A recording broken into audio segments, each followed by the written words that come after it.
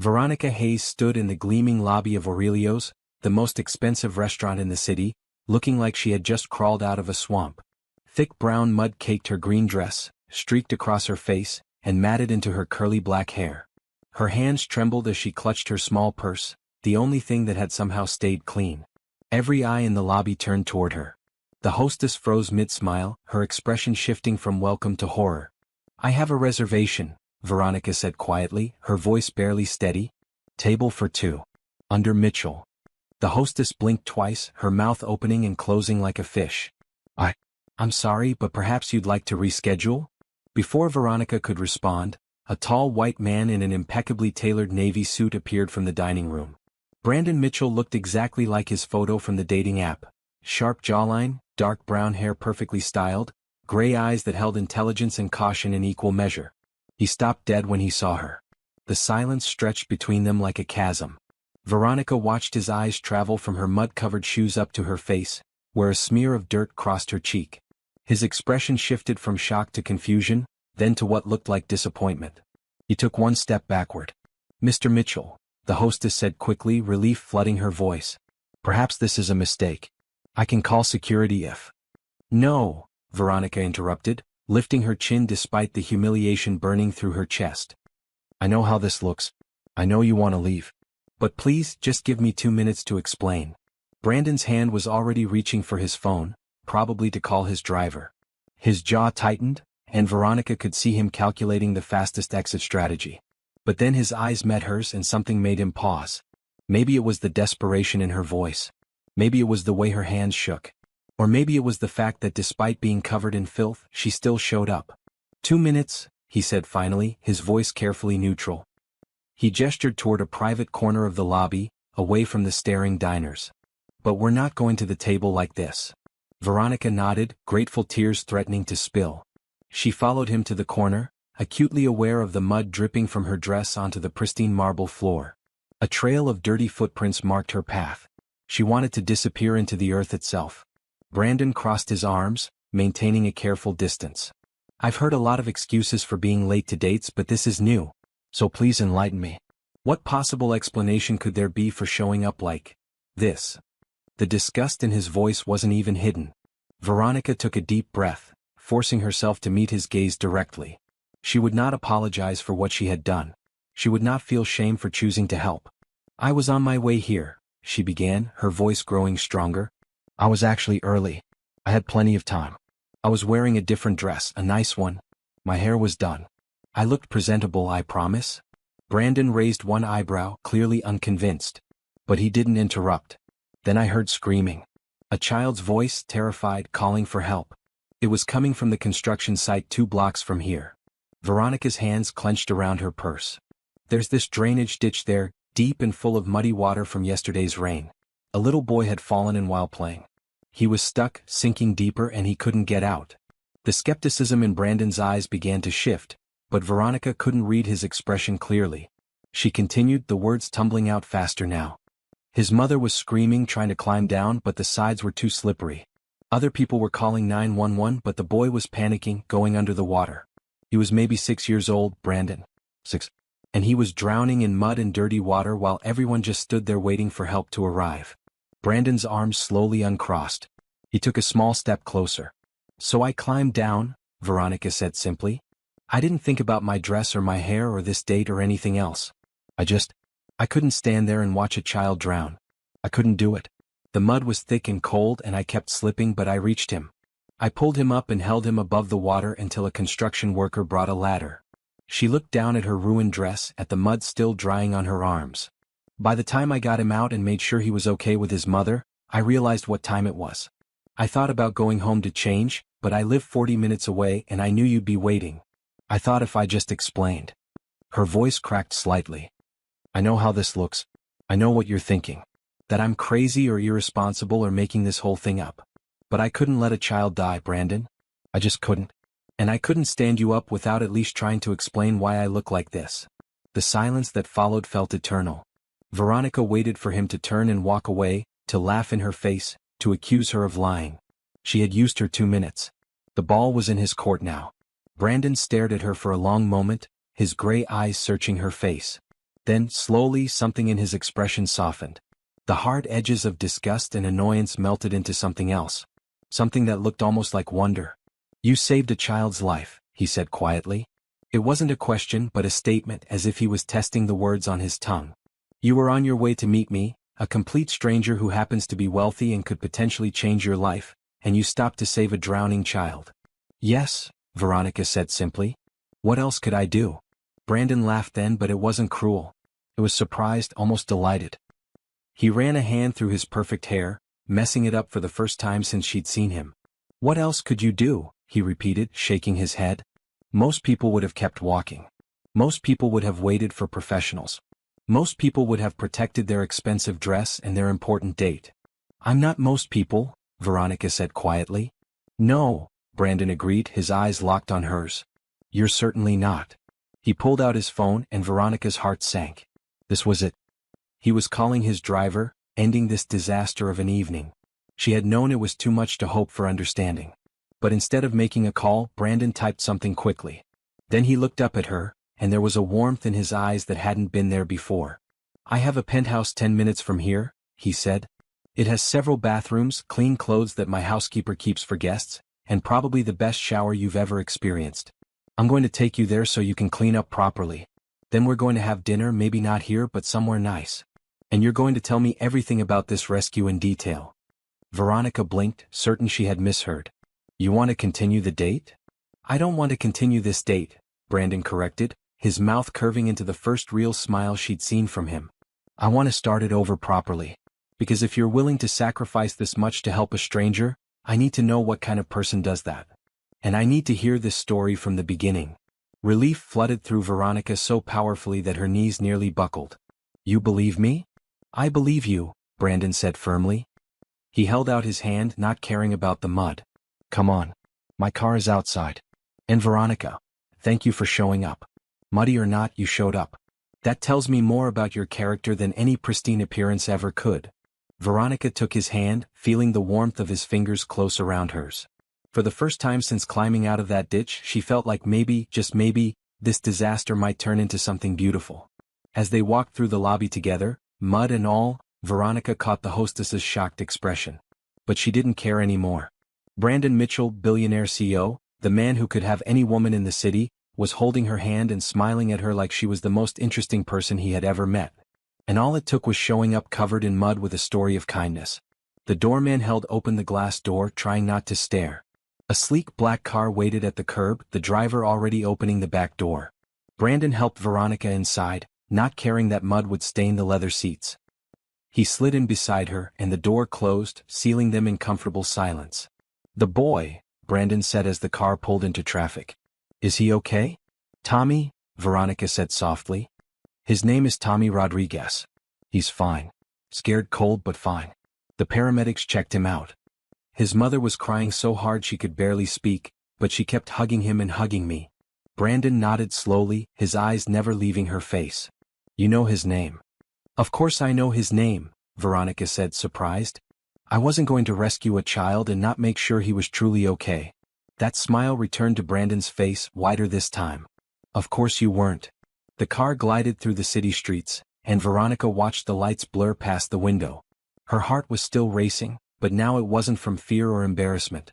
It was from the impossible hope that this man, this successful, handsome man, might actually understand who she was. "Can I ask you something?" Brandon said, breaking the comfortable silence. "Anything. Why didn't you go home to change? You said you live 40 minutes away, but even showing up late and clean would have been better than this, from a conventional standpoint." Veronica considered the question carefully. "Because I thought about how I would feel if I were you. Sitting in that restaurant, waiting, checking my watch, wondering if I'd been stood up. I thought about how it feels to be forgotten or dismissed. And I couldn't do that to you even if you were a stranger. Even if showing up like this meant you'd reject me immediately. At least you'd know I tried. At least you'd know you mattered enough for me to show up, no matter how I looked." The car fell silent except for the soft hum of the engine. When Veronica finally looked at Brandon, she saw something in his expression that took her breath away. It was vulnerability, raw and real, as if her words had reached something deep inside him that rarely saw light. "No one has ever said something like that to me before," he said quietly.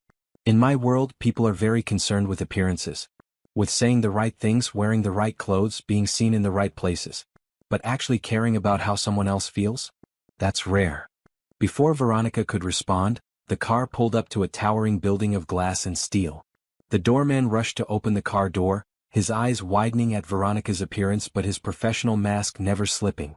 "Good evening, Mr. Mitchell," he said smoothly. "Evening, Thomas," Brandon replied, helping Veronica out of the car. "We'll be heading straight up." The lobby was all marble and soft lighting, expensive art on the walls and fresh flowers on every surface. Veronica felt acutely out of place, leaving muddy footprints on the pristine floor. But Brandon kept his hand on her elbow, guiding her toward a private elevator, his presence radiating confidence that made her feel protected rather than exposed. The elevator doors closed, sealing them in a space that felt suddenly intimate. Brandon pressed the button for the top floor, and the elevator began its smooth ascent. "I should probably warn you," he said, a hint of nervousness entering his voice for the first time. "My place is, well, it's a lot. I know that sounds arrogant, but I don't want you to feel uncomfortable." Veronica looked at him, this powerful man who suddenly seemed uncertain. "Brandon, I'm currently covered in mud and standing in your private elevator. I think we're past the point of uncomfortable." He laughed, a genuine sound that transformed his entire face. "That's fair." The elevator stopped, opening directly into a penthouse that took Veronica's breath away. Floor-to-ceiling windows revealed the entire city spread out like a sea of lights. The space was open and modern, all clean lines and expensive furniture, but somehow it didn't feel cold. Personal touches were everywhere. Books stacked on tables, a guitar in the corner, photographs on shelves. "This is your home," Veronica said softly, taking it all in. "This is where I live," Brandon corrected. "I'm hoping to figure out how to make it feel like a home." There was a loneliness in those words that made Veronica's heart ache. But before she could respond, Brandon was already moving toward a hallway. "Come on," he said. "The guest bathroom is this way. There should be plenty of towels and I'll have my housekeeper's daughter bring up some clothes. She keeps a wardrobe here for emergencies. You two look about the same size." He opened a door to reveal a bathroom that was bigger than Veronica's entire bedroom. The shower alone looked like something from a spa, all glass and chrome with multiple shower heads. Fluffy white towels were stacked on warming racks, and expensive soaps and lotions lined the shelves. "Take your time," Brandon said gently. "Really take as long as you need. I'll order some food to be delivered and we can eat here if that's okay. Somewhere more comfortable than a stuffy restaurant." Veronica turned to face him, overwhelmed by his kindness. "Brandon, you don't have to do all this. I showed up to our date looking like a swamp creature. You could have just left. But you showed up," he repeated, his eyes intense. "You saved a child's life and then you showed up anyway because you didn't want me to feel forgotten. That kind of person deserves more than rejection, Veronica. That kind of person deserves kindness and patience and understanding." His words wrapped around her heart like a warm blanket. "Thank you," she whispered. "For believing me. For helping me. For all of this." "Thank me after you've had that shower," Brandon said with a smile. "I have a feeling you're going to be thanking the water pressure more than me." He left, closing the door softly behind him. Veronica stood alone in the luxurious bathroom, staring at her reflection in the huge mirror. Mud streaked across her face, her hair was a disaster, and her green dress was completely ruined. But her eyes were bright, alive with something that felt like hope. She had saved Tommy Rodriguez's life. And now, impossibly, this evening might be saved too. What would you have done? Would you have stopped to help, even if it meant ruining your one chance at something special? Let me know in the comments below, and don't forget to subscribe for more stories about people who choose kindness over convenience. ***. The hot water cascaded over Veronica's skin, washing away layers of dried mud and revealing her rich brown complexion beneath. She stood under the multiple shower heads, letting the tension drain from her muscles as steam filled the enormous bathroom. The water pressure was incredible, just as Brandon had promised, but her mind wasn't on the luxury surrounding her. Instead, she was back at that construction site, hearing Tommy's terrified screams. It had been 3:30 in the afternoon when she'd left her apartment. She had given herself plenty of time, wanting to arrive at Aurelio's early, calm and collected. The blind date had been set up by her best friend Regina, who worked as an assistant at Mitchell Industries and had been pestering Veronica for months to meet her boss. "He's lonely, you're lonely, and you're both good people," Regina had insisted. "Just one date. What's the worst that could happen?" Veronica smiled sadly at the memory as she worked shampoo through her hair. Regina would never believe what had actually happened. She had been walking down Riverside Avenue, her heels clicking on the pavement, when she'd heard the screaming. At first she'd thought it was children playing, the shrieks of delight that often filled the playground nearby. But something about the pitch made her stop, made her listen more carefully. Help. Someone help my baby. Please. The desperate cry of a mother was unmistakable. Veronica had spun around, searching for the source. Other pedestrians had stopped too, confusion on their faces. Then she'd seen them, a small crowd gathering near the construction fence, people pointing and shouting. Veronica had run toward the commotion, her heart already racing. The construction site was supposed to be secured, but a section of fence had been pushed aside, probably by kids looking for a place to explore. Beyond it, the ground had been excavated for a new building's foundation, creating deep trenches and channels. Yesterday's heavy rain had filled these with muddy water, turning them into dangerous traps. And in one of these trenches a little boy was drowning. The memory made Veronica's hands shake as she rinsed the conditioner from her hair. She could still see Tommy's face, eyes wide with terror, mouth open in screams that became gurgles as muddy water splashed over him. He had been trying to climb the slippery sides of the ditch, but every attempt just made him sink deeper into the thick mud at the bottom. His mother, Rosa Rodriguez, had been on her knees at the edge, reaching down with arms that couldn't possibly reach far enough. Her screams were raw, animal sounds of a parent watching their child die. "Someone call 911. A man in a business suit had been shouting into his phone. "The fire department is coming," another woman called out. But Veronica had done the math instantly. The ditch was at least 12 feet deep. Tommy was small, maybe 6 years old, and the mud was pulling him down. The water was dark and dirty, filled with construction debris. Every second counted, and help was minutes away. She'd kicked off her heels. "What are you doing?" someone had asked as Veronica climbed over the broken fence. "Getting him out," she'd replied simply. The ground at the edge of the ditch had been slick with rain and mud. Veronica had positioned herself carefully, looking for the safest way down. There wasn't one. The sides were nearly vertical, slick with wet clay. "Lady, you'll kill yourself," the businessman had warned. Rosa had looked up at her, tears streaming down her face. "Please," she'd whispered. "Please save my Tommy." Veronica had met her eyes and nodded. Then she'd sat down at the edge and pushed herself over. Now, standing in Brandon's shower, Veronica closed her eyes and remembered the sickening slide down the muddy slope. Her dress had caught on rocks and roots, ripping and tearing. Her hands had scraped against the rough sides as she tried to control her descent. The mud had been cold and thick, nothing like the warm water now surrounding her. She'd hit the bottom hard, her feet plunging into mud that came up to her knees. The smell had been overwhelming, stagnant water, rotting vegetation, and chemicals from the construction site. Tommy had been 6 feet away from her, his head barely above water, his small hands clawing at the mud. "I've got you," Veronica had called out, fighting through the thick mud toward him. "Tommy, look at me. I've got you." The boy's eyes had locked onto hers, desperate and trusting in a way that had broken her heart. He'd been wearing a bright red shirt and blue jeans, both now covered in brown sludge. As Veronica had reached him, she'd realized how cold the water was. Tommy's lips had been turning blue. "I've got you, baby," she'd repeated, wrapping her arms around his small body and lifting him up. He'd clung to her like a lifeline, his fingers digging into her shoulders. "You're safe now. I won't let go." But getting him out had been the hard part. Veronica turned off the shower and reached for one of the soft towels, wrapping it around herself. The mirror had steamed up, hiding her reflection. She wiped a clear spot and looked at herself, remembering how scared she'd been in that moment, holding Tommy in the freezing water with no clear way up. The sides of the ditch had been too steep and slippery to climb while carrying a child. Every time Veronica had tried to get a foothold, the mud had given way beneath her feet. Tommy had been shivering violently, his teeth chattering. "Cold?" he'd whimpered. "I want my mama." "We're getting back to mama right now," Veronica had promised, though she'd had no idea how. Then she'd heard the shout from above. "Hey, grab this." A construction worker had appeared at the edge, a sturdy man in an orange vest and hard hat. He'd been carrying a ladder. With help from the businessman and another bystander, he'd lowered it into the ditch. "Can you climb with the kid?" he'd called down. Veronica had looked at the ladder, at Tommy, at the steep sides. "I can try." It had been the hardest physical thing she'd ever done. With Tommy wrapped around her front, clinging to her neck, Veronica had started up the ladder.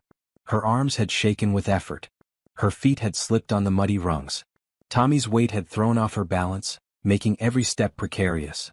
"You can do it," the construction worker had encouraged from above. "One step at a time." Halfway up, Veronica's foot had slipped completely off a rung. For one terrifying second she'd thought they would both fall back into the water. Tommy had screamed. But somehow she'd held on, her fingers white-knuckled on the ladder, her muscles burning. "I've got you, Tommy," she gasped. "I won't let you fall." She'd made it to the top through sheer determination and the help of the construction worker, who'd reached down to grab Tommy and pull him up the last few feet. Then he'd helped Veronica over the edge. The moment they'd reached solid ground, Rosa had rushed forward and swept Tommy into her arms, sobbing. The boy had clung to his mother, crying hard, but he'd been alive. Safe. Breathing. Veronica had collapsed onto the ground, her whole body shaking with exhaustion and adrenaline. Other people had gathered around, wrapping emergency blankets around both Tommy and her. Someone had given her water. The paramedics had arrived minutes later, checking both of them thoroughly.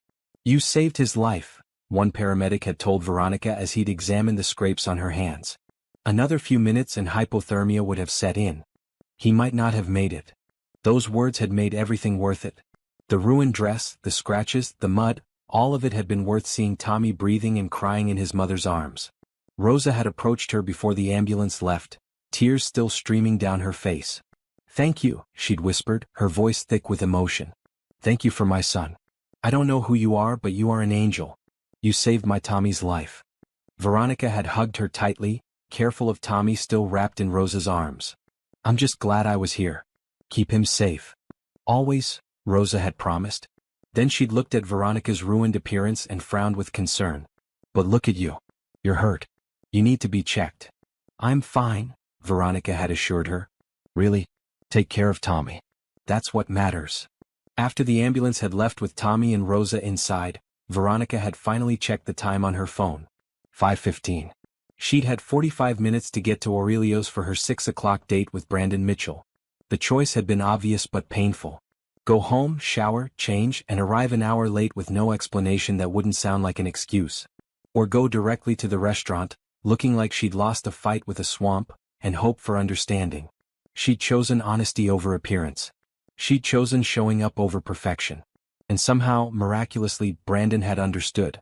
Now Veronica dried herself with the luxurious towels and examined the clothes that had been left outside the bathroom door while she'd been showering. A simple but elegant blue dress, soft and comfortable. Clean undergarments still with tags on them. Even a pair of shoes that looked like they might actually fit. She dressed quickly, grateful for the kindness of a stranger's housekeeper. The blue dress hugged her curves perfectly, falling just above her knees. It felt wonderful to be clean, to feel human again. She found a comb and worked through her natural curls, letting them frame her face in soft waves. When she finally emerged from the bathroom, she found Brandon in the kitchen area of the open-plan living space. He'd changed out of his suit into dark jeans and a green sweater that made him look younger, more approachable. He was setting out plates and glasses, preparing for the meal he'd ordered. He looked up when he heard her and his eyes widened. "Wow," he said simply. Veronica felt heat rise to her cheeks. "The dress is beautiful. Thank your housekeeper for me." "I will, but the beauty is all you," Brandon said, then looked embarrassed by his own words. "Sorry, that was cheesy." "It was sweet," Veronica corrected, smiling. Brandon gestured to the dining area, where he'd set up candles and laid out what looked like an impressive spread of food. "I ordered from 3 different restaurants because I didn't know what you'd like. Italian, Thai, and good old American comfort food. Take your pick or try everything." The thoughtfulness of the gesture touched Veronica deeply. "You didn't have to do all this." "I wanted to," Brandon said firmly. "Veronica, what you did today. I need to hear the whole story. Not the summarized version you told me in the restaurant lobby, but everything. What made you climb into that ditch? How did you get Tommy out? All of it." So she told him. As they sat down to eat, Veronica walked him through every moment of the rescue. She described the fear in Tommy's eyes, the desperation in Rosa's voice, the cold bite of the muddy water, and the burning in her muscles as she'd climbed that ladder. Brandon listened with complete attention, his food forgotten. When she described nearly falling off the ladder halfway up, his hand moved across the table to cover hers. "You could have died," he said quietly. "But Tommy would have died for certain if I'd done nothing," Veronica replied. "How do you live with yourself after that? How do you walk away from a child in danger?" "Most people do," Brandon said. Most people would have waited for the professionals. Would have been too scared or too concerned about themselves. Then I guess I'm not most people, Veronica said, echoing her earlier words. Brandon squeezed her hand gently. No, you're definitely not. They ate and talked, the conversation flowing easily now that the barrier of first-date awkwardness had been demolished by mud and rescue and honesty. Veronica found herself genuinely enjoying Brandon's company. He was intelligent and funny, asking thoughtful questions about her work as a social worker and seeming genuinely interested in the answers. So you do this kind of thing regularly? He asked. Help people in crisis? It's my job, Veronica said simply. I work with families who are struggling. Sometimes that's helping them navigate the welfare system, sometimes it's connecting them with resources, sometimes it's just being there to listen. I don't usually jump into muddy ditches though. That was a first. Brandon laughed. I would hope so. As the evening wore on, Veronica realized something wonderful. This wasn't just a successful save from a disastrous beginning. This was actually going well. Brandon was kind, attentive, and surprisingly easy to talk to. The wealth and power that surrounded him seemed to fade into the background, revealing a person who was lonely and searching for connection, just like she was. Can I ask you something personal? Veronica said as they moved to the comfortable couches near the windows, the city lights twinkling below them. After everything tonight, I think we're past the point of holding back, Brandon said with a smile. Regina told me you're lonely. That despite everything you have, you're looking for something real. Is that true? Brandon was quiet for a moment, his gray eyes studying the view. Yes, he finally said. I have more money than I could spend in 10 lifetimes. I have a successful company, respect in my industry, everything society says should make me happy. But at the end of the day, I come home to this empty apartment and wonder what it's all for. Everyone who comes into my life wants something from me. My money, my connections, my influence. No one just wants me. The vulnerability in his voice made Veronica's heart ache. I don't want anything from you, Brandon. Just so we're clear. I'm here because Regina thought we might connect, and because I believe in giving people a chance. But I don't need your money or your influence.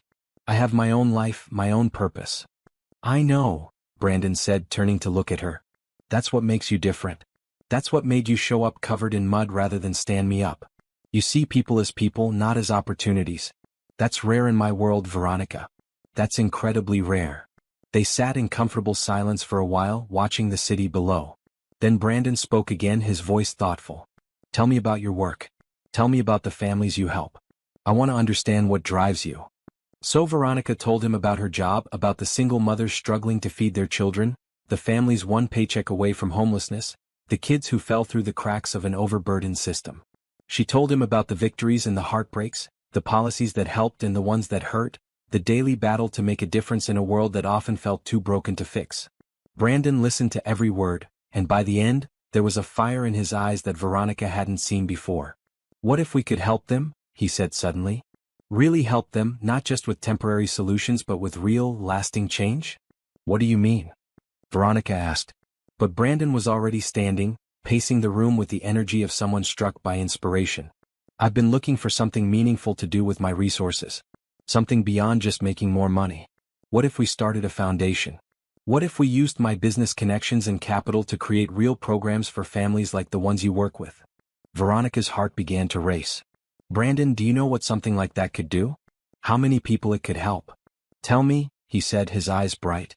Tell me exactly what you'd do if money and resources weren't an obstacle. And so Veronica did, her words tumbling out in an excited rush as she described her dreams of community centers, job training programs, affordable childcare, education support, and all the things that could lift families out of poverty permanently rather than just helping them survive day to day. Brandon listened to it all, nodding, asking questions, his mind clearly working through the logistics and possibilities. By the time Veronica finished talking, it was past midnight. They had spent hours discussing, planning, dreaming about what could be possible. Let's do it, Brandon said finally. Let's build this together. Your expertise, my resources. We could actually make a difference, Veronica. A real, measurable difference. Tears welled in Veronica's eyes. You're serious. Completely serious, Brandon confirmed. Today you showed me what real courage and compassion look like. You jumped into a muddy ditch to save a stranger's child without a second thought. If you can do that, I can do this. I can use what I have to help people who need it. And I need someone like you to guide me, to make sure we're doing real good and not just throwing money at problems. Veronica stood and walked to where Brandon was standing by the windows. You're really willing to do this? To commit to helping people you've never met? You did exactly that today, Brandon pointed out. You taught me something important, Veronica. You showed me that being willing to get muddy, to sacrifice your own comfort and plans, to put others first. That's what real wealth looks like. Not money in a bank account. She reached out and took his hand, squeezing it gently. Then yes, let's do this together. Let's build something beautiful. Brandon smiled, the loneliness that had shadowed his eyes earlier now replaced with purpose and excitement. Best blind date ever, he said with a laugh. Veronica laughed too, the sound bright and genuine. Even though I showed up looking like a swamp monster? Especially because of that, Brandon said seriously. Because it showed me exactly who you are. And who you are, Veronica Hayes, is someone extraordinary. The city lights sparkled below them like a sea of stars as Veronica and Brandon stood by the floor-to-ceiling windows, their hands still clasped together. The moment felt suspended in time, full of possibility and promise. Veronica's heart beat steadily in her chest, a rhythm that seemed to match the quiet excitement building between them. I should probably get home, Veronica said softly, though she made no move to leave. It's late and you must be tired. I'm not tired at all, Brandon admitted. Actually, I feel more awake than I have in months. But if you need to go, I understand. Let me call my driver to take you home. Veronica hesitated. The practical part of her knew she should leave, should end this magical evening before reality crashed back in. But another part of her, the part that had learned to recognize rare and precious moments when they appeared, wanted to stay just a little longer. Actually, she said slowly, I'd love to stay and talk more about the foundation. That's okay. We could sketch out some ideas, think about next steps. The smile that lit up Brandon's face was answer enough. I was hoping you'd say that. Come on, I have a whole office set up here. We can brainstorm properly. He led her to a room off the main living area that served as his home office. Unlike the sleek modernity of the rest of the penthouse, this space felt personal. Books lined the walls, a comfortable leather chair sat behind a large desk, and photographs of various business ventures and charitable events decorated the shelves. Brandon pulled up a second chair to the desk and opened his laptop. Okay, let's start with the basics. What's the first thing families like the Rodriguez family need most? Veronica settled into the chair, her mind already organizing the endless needs she encountered daily in her work. Stability, she said without hesitation. Most of the families I work with are living in survival mode, one crisis away from disaster. They need stable housing, reliable income, and access to resources that can help them build a foundation for their lives. Brandon typed notes as she spoke. What about education? Job training? Those are crucial, Veronica agreed, but they only work if the basic needs are met first. A mother can't focus on job training if she doesn't know where her kids will sleep tonight or how they'll eat tomorrow. We need to think about this holistically. Housing assistance, food security, healthcare access, childcare support, and then education and job opportunities. That's a lot of moving parts, Brandon said thoughtfully. But not impossible. What if we started with a pilot program? One community, maybe where the Rodriguez family lives. We could develop a model that works and then expand from there. Veronica felt excitement building in her chest. That's smart. Test and refine before scaling up. The neighborhood where Tommy lives is actually perfect. It's struggling, but there's a strong community spirit there. People help each other. They just need resources. They talked for hours, Brandon asking questions and Veronica providing insights from her years of frontline experience. He was impressed by how thoroughly she understood not just the problems, but the complex systems that created and perpetuated them. She was equally impressed by how quickly he grasped the issues and started thinking strategically about solutions. What about a community center? Brandon suggested around 2 in the morning. A physical space where families could access multiple services in one place. Job counseling, legal aid, healthcare referrals, childcare, education programs. We could make it welcoming and safe, a real hub for the community. Veronica's eyes lit up. Yes, that's exactly what's needed. Most families have to navigate a dozen different agencies in different locations just to access basic services. Having everything in one place would remove so many barriers. Brandon made more notes, his fingers flying across the keyboard. We could buy a building in the neighborhood, renovate it, make it beautiful and functional. Hire local people to work there, pump money back into the community economy. And we'd need to hire social workers, counselors, teachers, Veronica added. People who understand the community and can build real relationships with the families. Not just bureaucrats processing paperwork. People like you, Brandon said, looking up from his laptop. Veronica met his eyes. I have a job, Brandon. I can't just leave my current families. What if you didn't have to choose? Brandon asked. What if this foundation employed you to do exactly what you're already doing, but with better resources and less red tape? You could still work with your current families and help us build this program to reach even more people. The offer was tempting, almost overwhelmingly so. Brandon, you barely know me. You can't just offer me a job based on one evening together. Can't I? Brandon challenged gently. Veronica, in the past 6 hours, you've shown me more integrity, compassion, and expertise than most people I've known for years. You saved a child's life this afternoon. You showed up to our date anyway, covered in mud, because you didn't want to make me feel forgotten. You've spent the entire evening teaching me about problems I should have been paying attention to all along. If I can't trust you, who can I trust? Veronica felt tears prick her eyes. You don't know how much I needed to hear that. Tell me, Brandon said softly, closing his laptop and giving her his full attention. Tell me what you needed to hear. So Veronica opened up about her struggles. About working 60-hour weeks for low pay, about the constant battle against a system that seemed designed to exhaust people who cared. About watching families she'd helped slip back into crisis because there weren't enough resources or time to provide sustained support. About the guilt she carried every day, knowing that for every family she helped, 10 more needed her. I'm tired, Brandon, she admitted. I'm so tired of fighting alone. Of trying to patch holes in a sinking ship with bandages. I became a social worker because I wanted to change lives, but most days I feel like I'm just barely keeping people alive. Brandon reached across the desk and took her hand. You're not going to be alone anymore. I promise you that. We're going to build something together that actually works. That actually helps people not just survive but thrive. Why? Veronica asked, searching his face. Why do you care so much? You said you've been looking for meaning, but there are thousands of causes you could support. Why this? Why now? Brandon was quiet for a long moment, his thumb absently stroking the back of her hand. Can I tell you something I've never told anyone? Of course. I grew up poor, Brandon said quietly. Not as poor as many of the families you work with, but poor enough. My dad was a mechanic, my mom cleaned houses. We lived in a small apartment, and there were times when money was so tight that my parents skipped meals so I could eat. I watched them work themselves to exhaustion just to keep us afloat. Veronica squeezed his hand, encouraging him to continue. When I was 15, my dad got sick. Cancer. The medical bills destroyed us financially. We lost our apartment, had to move in with my aunt. My mom worked 3 jobs while also taking care of my dad. I watched them struggle, watched the system fail them over and over again. No one helped us. No one even noticed. What happened to your dad? Veronica asked gently. He died 2 years later, Brandon said, his voice thick with old grief. And after he was gone, my mom broke down. Not just emotionally but physically. All that work, all that stress, it caught up with her. She ended up in the hospital too. Brandon, I'm so sorry. That's when I decided I was going to be wealthy, Brandon continued. Not because I wanted luxury or status, but because I never wanted to be that helpless again. I never wanted to watch people I love suffer because they couldn't afford help. So I worked. I studied. I built businesses.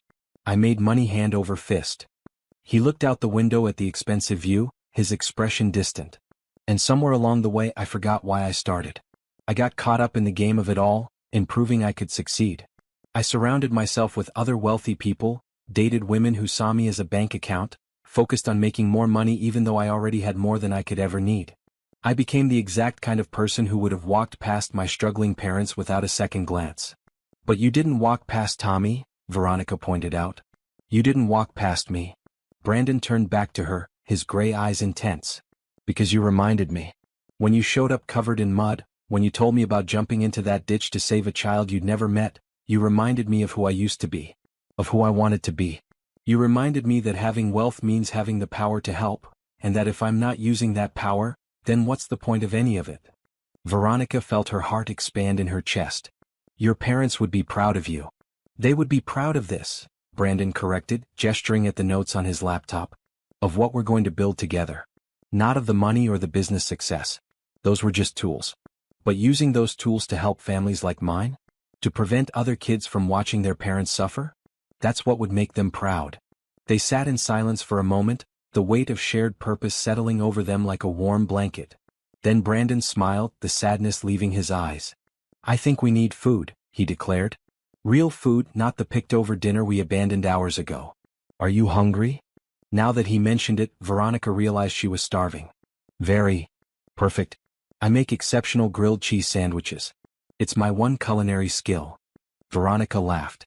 "A billionaire who cooks grilled cheese?" "A billionaire who learned to cook grilled cheese when he was 8 because his parents were working late and he was hungry," Brandon corrected with a grin. "Come on, let me show you my skills." They moved to the kitchen, and Veronica watched with amusement as Brandon gathered ingredients with focused determination. He wasn't kidding about it being his specialty. He pulled out artisanal bread, several types of cheese, butter, and various additions like tomatoes and basil. "You take your grilled cheese seriously," Veronica observed. "It's the one thing my mom taught me to cook before she got sick," Brandon explained as he heated a pan. "She said every person should know how to make at least one thing that brings comfort. For her, it was grilled cheese. She made them special with different cheeses and additions. She said food made with care could heal almost anything. She sounds like she was an amazing woman." "She was," Brandon agreed softly. "She would have liked you. She always said to look for people with kind eyes and brave hearts. You have both." Veronica felt warmth spread through her chest at his words. She watched him cook, noting how his careful attention to the simple task spoke of love and memory. When he plated the sandwiches, they were golden and perfect, the cheese melted to exactly the right consistency. They ate standing at the kitchen counter, and Veronica had to admit it was the best grilled cheese she'd ever tasted. The combination of cheeses was perfect, the bread crispy on the outside and soft inside, the addition of fresh tomato and basil elevating it from simple comfort food to something special. "Okay, you weren't kidding about your skills," she admitted. Brandon grinned. "Told you. It's my hidden talent." "What other hidden talents do you have?" Veronica asked teasingly. "Well, I play guitar badly, I can juggle 3 balls but not 4, and I know every word to every song from the musical Hamilton," Brandon replied seriously. "Very useful skills for a CEO." Veronica laughed. "I'd like to hear the guitar playing sometime." "Trust me you wouldn't," Brandon said with a self-deprecating smile. "But I appreciate the vote of confidence." As they finished eating and cleaned up the kitchen together, Veronica marveled at how comfortable she felt. This was supposed to be a blind date with a powerful billionaire, something that should have been awkward and intimidating. Instead, it felt like spending time with an old friend, easy and natural. "Can I ask you something?" Brandon said as he dried the last plate. "Anything. When you were in that ditch with Tommy, when you were scared and cold and didn't know if you could get him out, what kept you going? What made you keep trying?" Veronica considered the question carefully. "I kept thinking about his mother. About Rosa watching from above, terrified that she was going to lose her child. I thought about how I would feel if I gave up, if I let fear win, and that boy died because I wasn't strong enough. I couldn't live with that. So I kept going because the alternative was unacceptable." Brandon nodded slowly. "That's how I want to approach this foundation. With that same commitment. The idea that giving up is unacceptable because too many people are depending on us to try." "Then that's exactly how we'll do it," Veronica promised. By the time Brandon finally called his driver to take Veronica home, it was nearly 4 in the morning. The sun would be rising soon, and they both had work in a few hours. But neither of them seemed to care about the lost sleep. "Thank you for tonight," Veronica said as they waited for the car in the lobby. "For understanding about the mud, for believing my story, for everything. This was the most unexpected and wonderful evening I've ever had." "Thank you for showing up," Brandon replied. "In every sense of the word. You showed up covered in mud because you cared more about my feelings than your appearance. You showed up with ideas and passion when I proposed the foundation. You showed up as yourself, honest and real. That's the best gift anyone has given me in years." The car pulled up outside and the driver stepped out to open the door. Brandon walked Veronica outside, not caring that he was in jeans and a sweater rather than his usual suit. "Can I see you again?" he asked, suddenly looking uncertain. "Soon? Maybe tomorrow, I mean today, after we both get some sleep?" Veronica smiled. "I'd like that. We have a foundation to plan after all. And maybe another date," Brandon added. "One where neither of us is covered in mud or falling asleep from exhaustion." "That sounds perfect." Brandon took her hand and raised it to his lips, kissing it gently. The gesture was old-fashioned but somehow exactly right. "Good night, Veronica." Or good morning, technically. "Good night, Brandon." She slid into the car, and as it pulled away from the curb, she looked back to see Brandon standing on the sidewalk, watching her go with a smile on his face. The billionaire CEO looked happy, truly happy, in a way that made Veronica's heart sing. As the car carried her through the early morning streets toward her modest apartment, Veronica reflected on the impossible evening. She had started the day planning a blind date. She'd saved a child's life. She'd arrived at an expensive restaurant covered in mud. And she'd ended the night planning a charitable foundation with a man who seemed to understand her in a way no one ever had. Life was strange and beautiful and full of unexpected moments. Tommy Rodriguez was safe with his mother. Brandon Mitchell had found purpose. And Veronica Hayes had found hope. It was enough to make her believe in destiny. Veronica managed 3 hours of sleep before her alarm jolted her awake. She groaned, reaching out to silence the persistent beeping, her body protesting the short rest. But despite the exhaustion, she couldn't stop smiling. Last night had been real. It had actually happened. Her phone buzzed with a text message. Brandon. Good morning. Hope you got some sleep. Coffee at 10? There's a quiet place near your office where we can talk more about the foundation. I'll send a car. Veronica typed back quickly. I can take the bus. You don't need to send a car. The response came immediately. I want to send the car. Please let me. It's not about showing off. I just want to make things easier for you. She smiled at the message, appreciating his thoughtfulness. Okay. Thank you. See you at 10. The morning passed in a blur. Veronica met with 3 families, helped a mother navigate the food assistance application process, and made calls to follow up on cases. Her coworkers noticed her good mood, the way she seemed to float through the usually draining work. Who are you and what did you do with stressed out Veronica? Her colleague Donna asked over their shared desk. I had a really good night, Veronica admitted, unable to contain her smile. That blind date Regina set up? The billionaire. Veronica nodded. It was unexpected. In the best way. Details? Donna demanded. You can't just smile like that and not give details. But before Veronica could respond, her phone buzzed. The car had arrived. She grabbed her purse and jacket, leaving Donna calling after her for more information. The coffee shop Brandon had chosen was small and local, tucked away from the busy streets. Nothing fancy or pretentious, just a comfortable neighborhood spot with good coffee and quiet corners. Veronica found him already there, sitting at a corner table with 2 cups of coffee in front of him. He stood when he saw her, his face lighting up. He was back in a suit today, dark blue this time, but he'd lost some of the stiffness she'd noticed in their first meeting. He looked relaxed, happy. I ordered you a latte, he said. Regina told me that's your drink. But if you want something else. A latte is perfect, Veronica assured him, sliding into the seat across from him. You talked to Regina? She called me this morning, Brandon admitted with a laugh. Demanded to know what happened. Apparently, my assistant mentioned I was in an unusually good mood and Regina put 2 and 2 together. She texted me 6 times, Veronica said. I haven't responded yet. I figured I'd make her wait a little longer. They laughed together, the sound easy and comfortable. Brandon pulled out a tablet and opened it to reveal pages of notes. I couldn't sleep, he admitted. So I started researching. Community foundations, successful neighborhood revitalization programs, models that work and ones that don't. I have so many ideas. Veronica leaned forward, studying his notes with interest. You've been busy. I'm excited, Brandon said simply. I haven't been excited about anything in years. Well, anything besides quarterly earnings reports, which is depressing when I say it out loud. They spent the next hour going through his research, discussing possibilities and potential pitfalls. Brandon had done impressive work, identifying programs that had succeeded and analyzing why. Veronica added her practical knowledge, pointing out the gaps between what looked good on paper and what actually worked on the ground. The key is involving the community from the start, Veronica explained. Programs imposed from outside, even well-meaning ones, often fail because they don't address what people actually need. We need to talk to families, listen to them, let them help design the services. Brandon typed notes as she spoke. So we start with community meetings? Get input before we make any decisions. Exactly. And we need to hire from within the community whenever possible. Give people jobs, invest in local talent, show that we trust them to help build something for themselves. I love that, Brandon said, his eyes bright. It's not charity. It's partnership. Right. Charity creates dependency. Partnership creates strength. They talked until their coffee grew cold, until the lunch rush started filling the small shop. Finally, Brandon glanced at his watch and grimaced. I have a meeting in an hour. But I don't want to stop talking. We can continue later, Veronica said. I have families to see this afternoon anyway. Dinner? Brandon asked hopefully. A real dinner this time, where neither of us is exhausted and we can actually enjoy the food?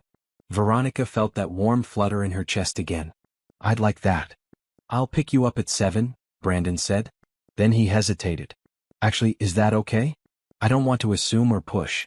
If you'd rather meet somewhere. You can pick me up, Veronica said with a smile. I trust you, Brandon. The look he gave her was so full of gratitude and wonder that it took her breath away. You don't know what it means to hear that. As they left the coffee shop together, Brandon walking her to his waiting car so it could take her back to work, they nearly collided with a woman pushing a stroller. Brandon stepped back quickly, apologizing, but the woman's eyes widened in recognition. Veronica? Is that you? Veronica looked closer and gasped. Rosa? It was Tommy's mother, looking much better than she had yesterday at the construction site. She was neatly dressed, her dark hair pulled back, and her face was bright with surprise and joy. In the stroller, Tommy sat bundled in a warm jacket, a bandage on his forehead but otherwise looking healthy and happy. I can't believe I'm seeing you, Rosa said, her voice thick with emotion. I've been trying to find you. The police took your information but I wanted to thank you properly. You saved my baby's life. Veronica knelt down beside the stroller, smiling at Tommy. Hey there, little man. How are you feeling? Good, Tommy said shyly. Mama says you're a hero. Your mama is very smart, Veronica said, ruffling his hair gently. But you're the brave one. You held on until help came. Rosa was crying now, happy tears streaming down her face. I don't know how to thank you. You risked your life for my son. I can never repay that. You don't need to repay anything, Veronica said firmly, standing and taking Rosa's hands. I'm just grateful I was there. That Tommy is okay. That's all the thanks I need. Brandon had been standing quietly to the side, but now he stepped forward. Mrs. Rodriguez? My name is Brandon Mitchell. I'm a friend of Veronica's. Rosa looked at him, clearly uncertain. Brandon pulled out a business card and handed it to her. I'm starting a foundation to help families in this neighborhood. We're going to build a community center, provide services, create opportunities. Veronica is going to help me run it. Rosa looked at the card, then at Brandon, then at Veronica. You're doing this because of Tommy? We're doing this because people like you deserve support, Brandon said gently. Because families shouldn't have to struggle alone. Because your neighborhood has potential that just needs resources to flourish. But I want you to know, Veronica added, that you and Tommy can be part of it if you want. We're going to need input from families who live here, who understand what the community needs. Your voice matters. Rosa pressed the business card to her chest, fresh tears falling. My whole life, people have told me what I need. No one has ever asked me what I want. No one has ever said my voice matters. Well, it does, Brandon said firmly. It absolutely does. They talked for a few more minutes, exchanging contact information and promising to stay in touch. When Rosa finally continued on her way, pushing Tommy's stroller down the sidewalk, she kept turning back to wave, her face glowing with hope. That was beautiful, Brandon said softly, watching them go. That's what we're building, Veronica replied. That hope. That sense of being seen and valued. Brandon took her hand, right there on the public sidewalk, and squeezed it gently. We're going to change lives, Veronica. Starting with hers. That evening, Brandon picked Veronica up at her apartment building in a regular car, not a limousine. He dressed down slightly, wearing dark pants and a green button-down shirt instead of a full suit. He looked handsome and approachable, and Veronica's heart skipped when she opened the door to find him standing there with a small bouquet of flowers. These are for you, he said, offering the bouquet.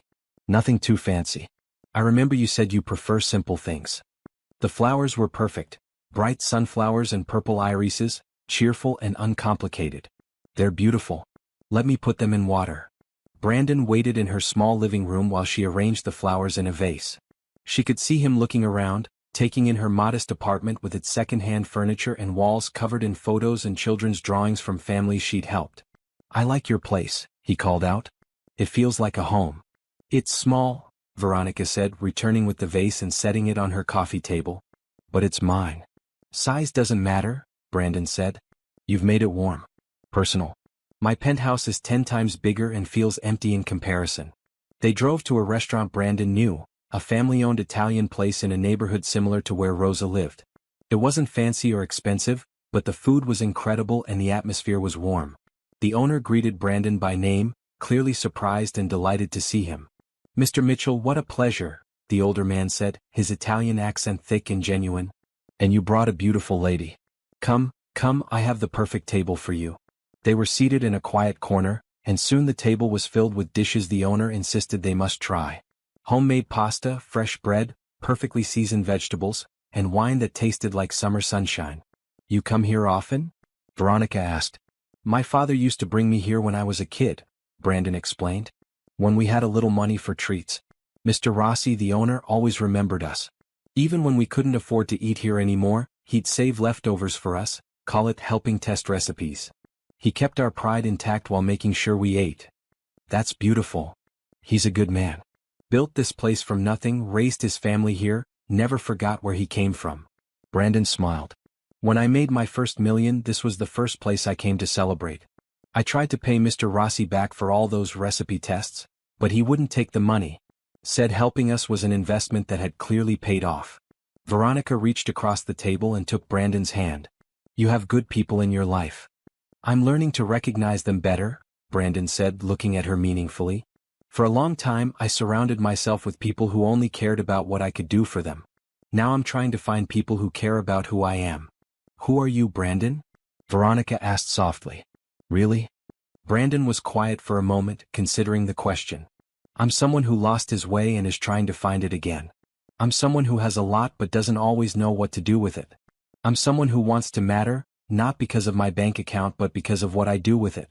I'm someone who met a woman covered in mud and realized she was exactly what I'd been searching for." Veronica felt tears prick her eyes. "I'm just me, Brandon. I'm not special." "You're wrong," he said firmly. "You're the most special person I've met. You're brave and kind and selfless. You make me want to be better. You make me remember why any of this matters." They ate slowly, savoring both the food and the conversation. Veronica told Brandon more about her life.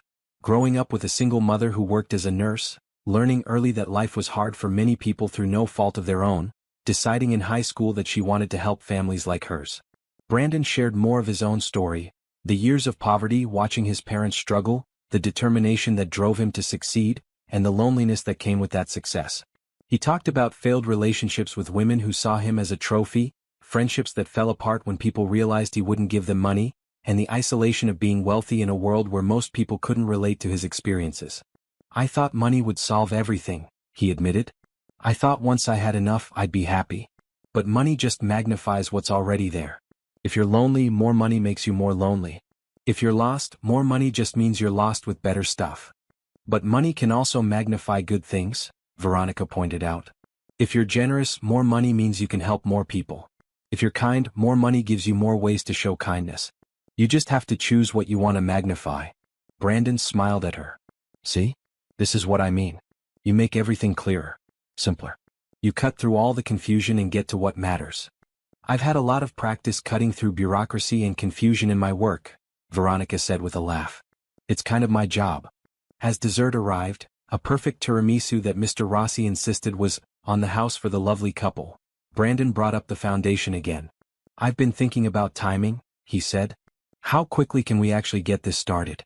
I don't want to rush and do it wrong, but I also don't want families to wait longer than necessary for help.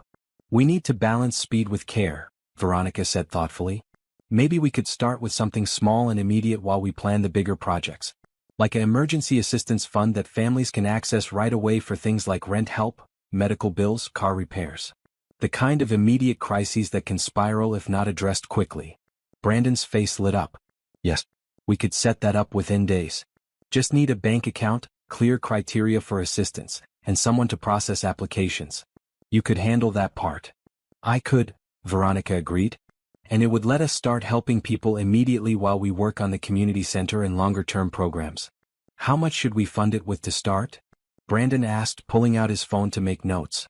Veronica did quick math in her head based on the families she worked with.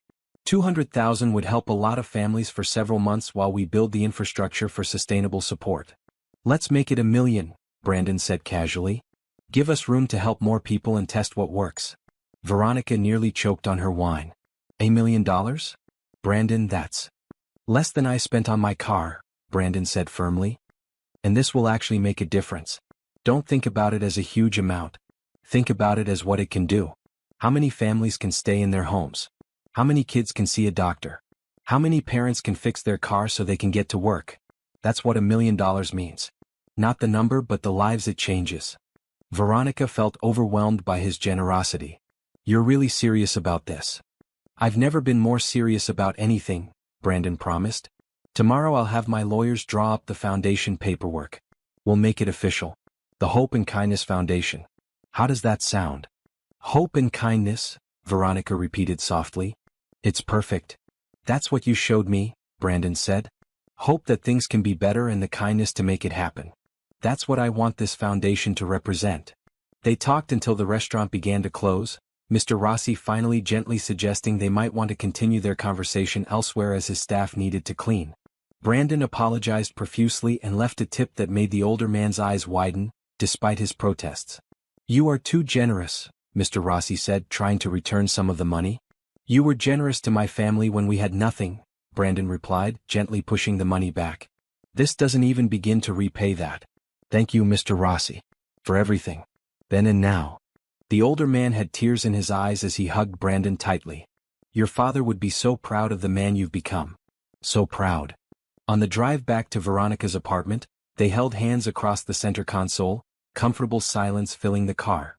When Brandon walked her to her door, Veronica felt nervous for the first time all evening. Thank you for dinner, she said. For everything. These past 2 days have been incredible.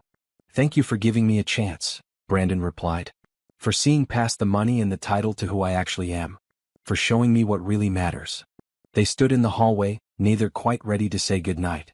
Finally, Brandon leaned forward and kissed her cheek, soft and gentle. Good night, Veronica. I'll call you tomorrow about the foundation paperwork. Good night, Brandon. She watched him walk down the hallway to the elevator, and he turned back to wave before the doors closed. Veronica entered her apartment, touching her cheek where he'd kissed her, feeling like she was floating. Her phone buzzed with a text from Regina. Girl. You better call me right now. Veronica laughed and called her friend, spending the next hour recounting everything that had happened. Regina listened with increasingly excited interruptions, her delight obvious even through the phone. I knew you two would be perfect together, Regina said triumphantly. I just knew it. It's only been 2 days, Veronica cautioned, though she couldn't stop smiling. 2 days in which you saved a life, started a foundation, and made the loneliest billionaire I know smile again, Regina countered. I'd say that's a pretty good start.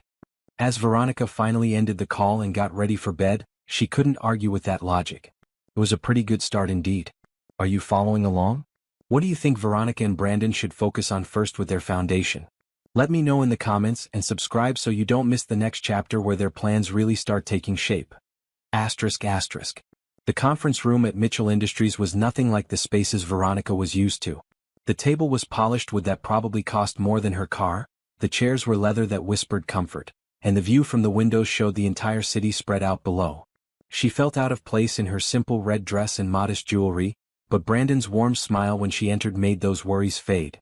Veronica, thank you for coming, he said, standing to greet her. I want you to meet some people who are going to help us make this happen.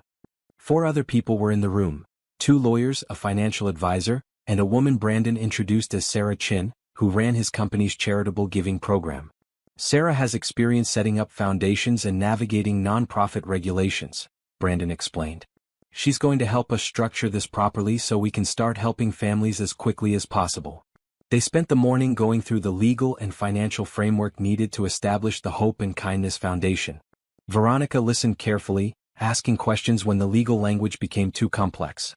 She was impressed by how thorough Brandon's team was, how they anticipated problems before they arose and built solutions into the structure. The Emergency Assistance Fund can be operational within a week, Sarah explained, pointing to documents on her tablet. We'll need clear criteria for who qualifies and what kind of assistance we can provide. Veronica, you'll be the program director, which means you'll have final say on approvals. Me? Veronica said, surprised. Shouldn't there be a committee or review process? You're the expert, Brandon said firmly. You know what families need better than any committee. I trust your judgment completely. The lawyers outlined the legal protections needed, the tax implications and the reporting requirements. The financial advisor discussed investment strategies to ensure the foundation's endowment would grow over time, providing sustainable funding for years to come. Mr. Mitchell wants to seed the foundation with $10 million initially, the financial advisor said casually. Veronica's head snapped up. 10 million? Brandon, yesterday you said 1 million for the emergency fund. That's still the plan for the emergency fund, Brandon confirmed. But I've been thinking bigger. We need capital for the community center, staff salaries, program development, and a reserve fund for sustainability. 10 million gives us room to grow without constantly fundraising in the early years. That's an enormous amount of money, Veronica said, feeling overwhelmed. It's an investment in a community, Brandon corrected. In families. In the future. It's exactly what I should be doing with my resources. Sarah pulled up architectural drawings on the large screen at the end of the room. I took the liberty of identifying 3 potential properties for the community center. All are in or near the neighborhood where Mrs. Rodriguez lives. Each has good bones, potential for renovation, and enough space for the programs you discussed. Veronica leaned forward, studying the buildings. One was an old library, another a former school, and the third had been a community recreation center that closed due to funding cuts. They all had character, history, and presence in the neighborhood. The recreation center makes the most sense, she said thoughtfully. People in the community already know it, have memories there. Reopening it would feel like reclaiming something that was lost rather than imposing something new. I agree, Brandon said. Plus it already has the infrastructure for the kinds of programs we want to offer. Basketball courts, classroom space, a kitchen for cooking classes and food distribution. The building needs significant renovation, Sarah warned. New roof, updated electrical, accessibility improvements. We're talking a couple $1 million in renovation costs. Do it, Brandon said without hesitation. Do it right. Make it beautiful and functional. I want families to walk in and feel welcomed, valued. Not like they're getting charity but like they're coming to a place that was built with care and respect. The lawyers made notes, Sarah added tasks to her project list, and Veronica felt excitement building in her chest. This was really happening. They were really going to build something meaningful. One more thing, Brandon said, pulling up a different document. Staffing. Veronica, I want you to be the executive director of the foundation. Brandon, I have a job, Veronica protested. I can't just leave my current families. What if I told you that the foundation would hire additional social workers to take over your current caseload, ensuring your families continue to receive the same quality care? Brandon said. What if I told you that as executive director, you'd be paid twice what you make now with better benefits and the resources to actually help families instead of just managing their crisis?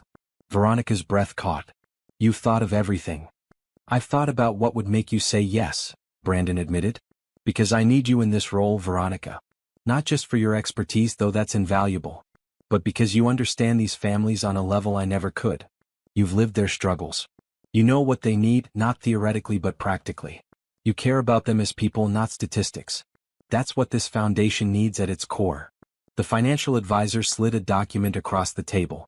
This is the proposed compensation package, Ms. Hayes. Please review it and let us know if you have questions. Veronica picked up the document, her hands trembling slightly. The salary was more than double her current pay. The health insurance was comprehensive. There was retirement matching, paid time off, continuing education funds, and even a stipend for professional development. This is too much, she whispered. It's market rate for an executive director of a foundation this size, Sarah said matter-of-factly. Actually, it's slightly below market rate, but Brandon wanted to ensure most of our funding goes directly to programs rather than administration. You deserve this, Brandon said softly, his gray eyes holding hers. You deserve to be compensated fairly for the work you do. You deserve to not worry about paying your own bills while you help other people pay theirs. You deserve resources and support and recognition. Please say yes. Veronica looked around the table at the faces watching her expectantly. These successful, professional people were waiting for her answer, ready to help her build something extraordinary. All she had to do was say yes. Okay, she said, her voice growing stronger. Yes, I'll be the executive director. Let's do this. The room erupted in smiles and congratulations. Sarah immediately began outlining next steps. The lawyers discussed contract details, and the financial advisor talked about setting up accounts. But all Veronica could focus on was Brandon's face, the joy and pride shining in his expression. When the meeting finally ended and the others filed out, chatting about timelines and logistics, Brandon stayed behind with Veronica. "Thank you," he said simply, "for trusting me, for believing in this." "Thank you for making it possible," Veronica replied. "For seeing the value in helping people who can't offer you anything in return." "They're offering me something incredibly valuable," Brandon corrected. "Purpose. Meaning. A reason to wake up every morning that goes beyond profit margins and stock prices. They're offering me the chance to matter." They stood by the windows looking out at the city below. Somewhere down there, Rosa was taking care of Tommy. Somewhere, families were struggling, hoping for help that was about to arrive. Somewhere, the future they were building was already beginning to take shape. "When do we start?" Veronica asked. "Today," Brandon said with a grin. "Sarah's already drafting press releases about the foundation. I want to announce it publicly next week, let the community know help is coming. But we can start processing emergency assistance applications immediately if you're ready." "I'm ready," Veronica confirmed. "I have at least a dozen families off the top of my head who need immediate help.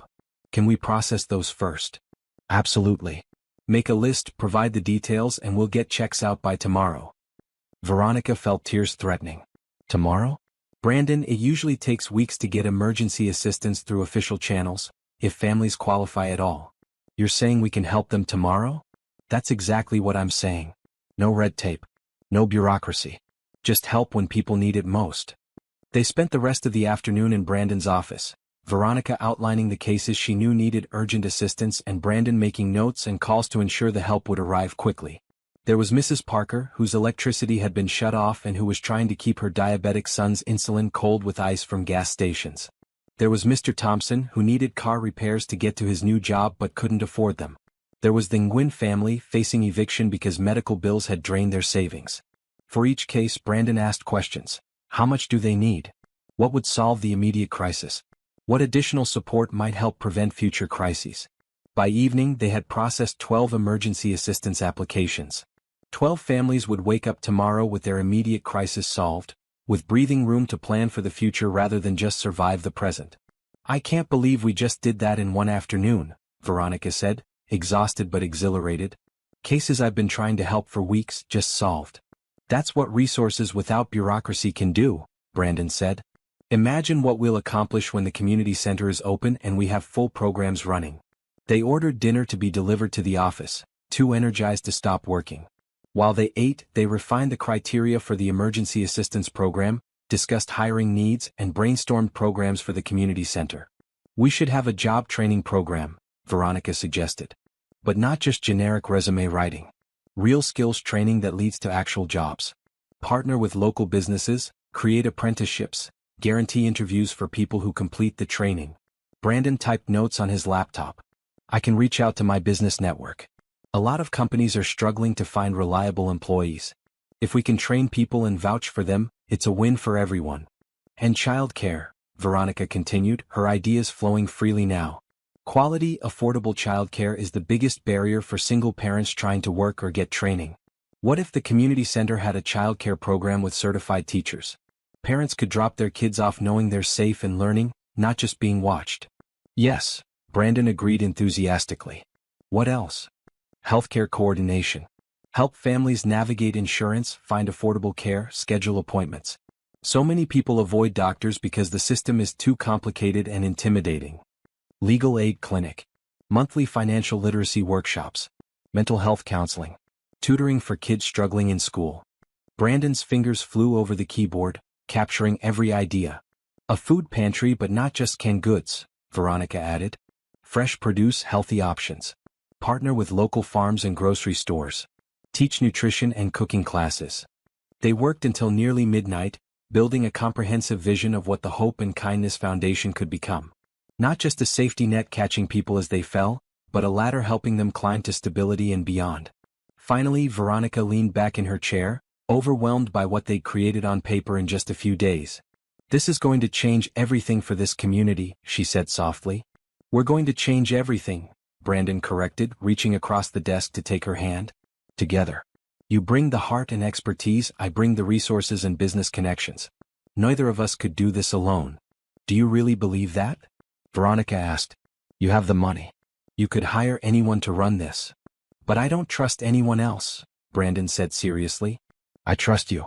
I trust that you'll never lose sight of what matters. That you'll tell me when I'm being stupid or insensitive. That you'll always put the families first. That's worth more than any degree or resume. They sat in comfortable silence for a moment, hands linked across the desk, the city lights twinkling beyond the windows. I should get home, Veronica finally said, though she didn't move. We both need sleep if we're going to build a foundation. Let me drive you, Brandon offered. It's late and I don't want you taking the bus at this hour. You don't have to. I want to, Brandon interrupted gently. Please, let me. In the car they talked about smaller things. Favorite books and movies, childhood memories, silly preferences that revealed personality. Veronica learned that Brandon loved old action movies but cried during animated films. That he'd always wanted a dog but never felt he had time for one properly. That his favorite meal was still his mother's meatloaf recipe, which he'd tried and failed to recreate dozens of times. She shared that she collected vintage teacups from thrift stores, that she sang loudly and terribly in the shower, and that she had a weakness for cheesy romance novels despite their predictable plots. I like learning these things about you, Brandon said as they pulled up to her apartment building. The real you beyond the professional competence and the hero who saves children. I'm not a hero, Veronica protested. You are to Tommy Rodriguez. You are to the 12 families we helped today. You are to me, Brandon said quietly. You showed me it's possible to use wealth for good. That's heroic, Veronica. Showing someone a better way to live. He walked her to her door again, the routine already feeling natural and right. This time, when he leaned in to kiss her cheek, Veronica turned her head slightly so their lips met instead. It was brief, gentle, perfect. Good night, Brandon, she whispered. Good night, Veronica. Sweet dreams of community centers and changed lives. She laughed softly. Sweet dreams of grilled cheese sandwiches and billionaires who actually care. Inside her apartment, Veronica changed into comfortable clothes and made herself tea. She sat on her couch, looking at the sunflowers and irises Brandon had given her, still fresh and bright in their vase. Her phone buzzed with a text. Thank you for saying yes. To the foundation. To dinner. To everything. You're making me believe in hope again. Veronica smiled and typed back. Thank you for seeing the person covered in mud and deciding she was worth knowing. You're making me believe in miracles. She fell asleep that night with dreams of community centers full of laughter, families celebrating stability, and a handsome billionaire who made grilled cheese sandwiches and believed in kindness. The foundation was officially born that day, but something else was born too. Something fragile and precious between two people who'd found each other in the most unexpected way. Something that promised to grow into something beautiful if they nurtured it with the same care they were bringing to their work. Hope and kindness indeed. The next 3 weeks passed in a blur of activity, meetings, planning sessions, and constant forward momentum. Veronica gave notice at her current job, working with her colleagues to ensure smooth transitions for her families. True to his word, Brandon hired 2 additional social workers to absorb her caseload, both excellent professionals who came with strong references and genuine compassion for the work. I feel guilty leaving, Veronica admitted to Donna on her last day at the agency. Don't, Donna said firmly, hugging her tight. You're not leaving social work. You're expanding it. Everything you'll do with the foundation will help more people than you ever could, working one case at a time here. We're proud of you. The Hope and Kindness Foundation offices were set up in a renovated space near the future community center. Nothing fancy but comfortable and welcoming. Veronica had a real office with a door and windows, a luxury she'd never experienced before. Brandon had furnished it thoughtfully, a comfortable desk chair that supported her back properly, good lighting, and a wall she could dedicate to photos of the families they'd help.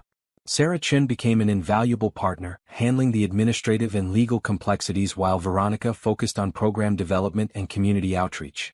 Together, they hired a small but dedicated staff, 3 program coordinators, 2 administrative assistants, and a facilities manager to oversee the community center renovation. The renovation itself was proceeding faster than expected. Brandon had hired the best contractors, paid them well, and given them clear timelines. When problems arose, they were solved quickly with resources rather than cut corners. Veronica visited the site weekly, watching the old recreation center transform before her eyes. The roof was replaced first, stopping the leaks that had plagued the building. Then came new windows, updated electrical and plumbing, fresh paint in cheerful colors. The gymnasium floor was refinished until it gleamed. The classrooms were modernized with new technology and flexible furniture. The kitchen was equipped with commercial-grade appliances for the cooking classes and food programs Veronica had planned. "It's beautiful," she breathed during one site visit, standing in what would become the main community room. Light poured through the new windows, illuminating walls painted a warm yellow. "It feels hopeful." Brandon stood beside her, an arm around her waist. They'd grown comfortable with casual affection, their relationship deepening naturally alongside their work. They hadn't defined what they were yet. Boyfriend and girlfriend seemed too simple, partners felt too clinical, but they were definitely something. "The contractor says we'll be ready to open in 3 weeks, Brandon said. Just in time for the gala. The gala had been Sarah's idea. A fundraising and awareness event to celebrate the foundation's launch, introduce it to Brandon's wealthy friends and business associates, and hopefully generate additional donations to supplement Brandon's initial funding. Veronica had been nervous about it at first, uncomfortable with the idea of a fancy party while families struggled. But Sarah had convinced her it was necessary. "Rich people like to support causes when they're made to feel part of something meaningful," Sarah had explained. "Give them a compelling story, show them real impact, and they'll write checks. That money helps more families. Don't let your discomfort with wealth get in the way of helping people." So Veronica had agreed, though she'd insisted the event be held at the nearly completed community center rather than some expensive hotel ballroom. She wanted donors to see exactly where their money would go. In the meantime, the emergency assistance program was making a real difference. In 3 weeks, they'd helped 47 families with immediate crises. Mrs. Parker's electricity was restored, and they'd also helped her navigate assistance programs to ensure it wouldn't be shut off again. Mr. Thompson got his car fixed and a gas card to cover his commute for the first 3 months of his new job. The Nguyen family's eviction was stopped, and they were connected with budgeting assistance to manage their medical debt. Each success story filled Veronica with joy, but also with a bittersweet awareness of how many more families still needed help. The emergency assistance was just a bandage. The real healing would come from the comprehensive programs they were building. Veronica made it a priority to stay connected with the families they helped, including Rosa and Tommy Rodriguez. She visited them twice during those busy weeks, bringing toys for Tommy and spending time just talking with Rosa about the neighborhood and what families needed. "People are excited about the community center reopening," Rosa told her during one visit. "But they're also scared. Scared it won't really be for them. That it'll be too expensive or too complicated or they won't be welcome." "That's helpful feedback," Veronica said, making notes. "What would make people feel truly welcome?" "Familiar faces," Rosa said immediately. "Hire people from the neighborhood. Not all outside professionals who don't understand us. If we see our neighbors working there, we'll know it's really for us." Veronica took that advice to heart. When she and Sarah began serious hiring for community center staff, they prioritized local candidates. They hired Rosa herself as a community outreach coordinator, recognizing her natural leadership and her deep roots in the neighborhood. They recruited parents from the community for childcare positions, teachers from the local schools for tutoring programs, and residents who knew everyone for front desk and administrative roles. "This is exactly right," Brandon said when Veronica explained the hiring strategy. "We're not bringing services to the community. We're empowering the community to serve itself." Through it all, Veronica and Brandon's relationship continued to grow. They had working dinners several times a week, planning sessions that often stretched late into the evening. But they also carved out time for non-foundation activities. Brandon took Veronica to a baseball game, where she taught him to actually enjoy the sport he'd only ever watched from expensive box seats. She introduced him to her favorite taco truck, where the food cost less than $5 and tasted better than most fancy restaurants. He showed her his favorite bookstore, a dusty independent shop where he'd spent hours as a teenager escaping his stressful home life. She took him to the community theater where she volunteered occasionally, introducing him to a world of art and culture that had nothing to do with expensive galleries and exclusive openings.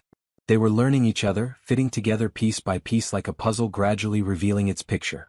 Brandon learned that Veronica was a morning person who needed coffee before conversation. Veronica discovered that Brandon was a stress baker who made elaborate cakes at midnight when work worried him. He learned she was fiercely independent but secretly craved someone to lean on. She discovered he was generous to a fault but struggled to accept help himself, as if he had to earn his place in people's lives by being useful. They had their first argument 3 weeks into building the foundation. It was about money, predictably. Brandon wanted to buy Veronica a car to replace her old sedan that constantly needed repairs. She'd refused, insisting she didn't need him to solve her problems. "It's not about solving your problems," Brandon had argued. It's about making your life easier. You're driving all over the city for the foundation. Why not do it in a reliable vehicle? Because I don't need you to buy me things, Veronica had replied, her voice sharp. I'm not with you for your money, Brandon. I need you to understand that. If I let you buy me a car, what's next? An apartment? Clothes? Where does it stop? It stops wherever you want it to stop, Brandon had said, frustrated.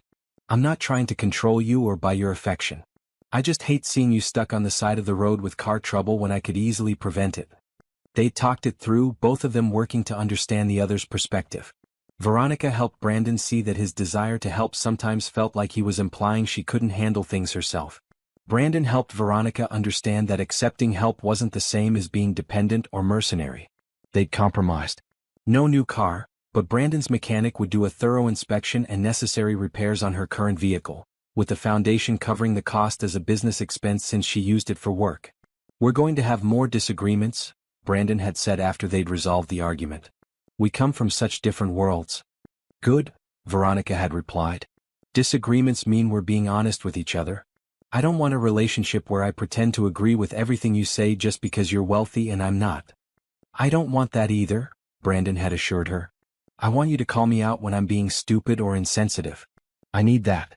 The argument had actually strengthened their relationship, proving they could work through conflict with respect and honesty. As the gala approached, preparations intensified. Caterers were hired, decorations planned, invitations sent. Brandon's assistant reported that over 200 people had RSVP'd, including some very wealthy and influential individuals. The potential for fundraising was significant. Veronica worked with Sarah to prepare materials for the event, a professional video showcasing the community and the need, printed materials explaining the foundation's programs, and displays featuring some of the families they'd already helped, with their permission. We're going to have Rosa speak, Veronica decided. She's articulate, she's genuine, and her story about Tommy will move people. Real impact is more powerful than any statistics I could share. Sarah agreed, and Rosa accepted the invitation eagerly, though nervously. Veronica helped her prepare, coaching her to just speak from the heart about what the foundation meant to her family and community. Brandon was also preparing his own remarks, practicing them with Veronica late one evening in his penthouse. He wanted to strike the right tone, grateful for people's attendance, compelling about the need, inspiring about the possibility, but not preachy or condescending. Just tell them why you're doing this, Veronica advised. Tell them about your parents, about Mr. Rossi's restaurant, about finding me covered in mud. People respond to authenticity, Brandon. They can tell when someone really cares versus when they're just checking a charity box. What if I cry? Brandon asked, only half joking. When I talk about my parents, I get emotional. Then cry, Veronica said firmly.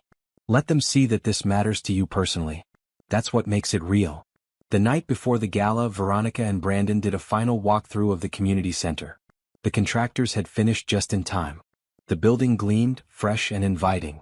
The gymnasium had been set up for the event with round tables, a stage and elegant but not ostentatious decorations. The rest of the building was ready to showcase. Classrooms set up for various programs, the childcare area bright with colorful furniture, the kitchen ready for cooking demonstrations, the job training center equipped with computers and resources. We did this, Brandon said softly, standing in the main lobby with Veronica. In just a few weeks, we took an idea and made it real. We haven't done anything yet, Veronica corrected gently. This is just the beginning.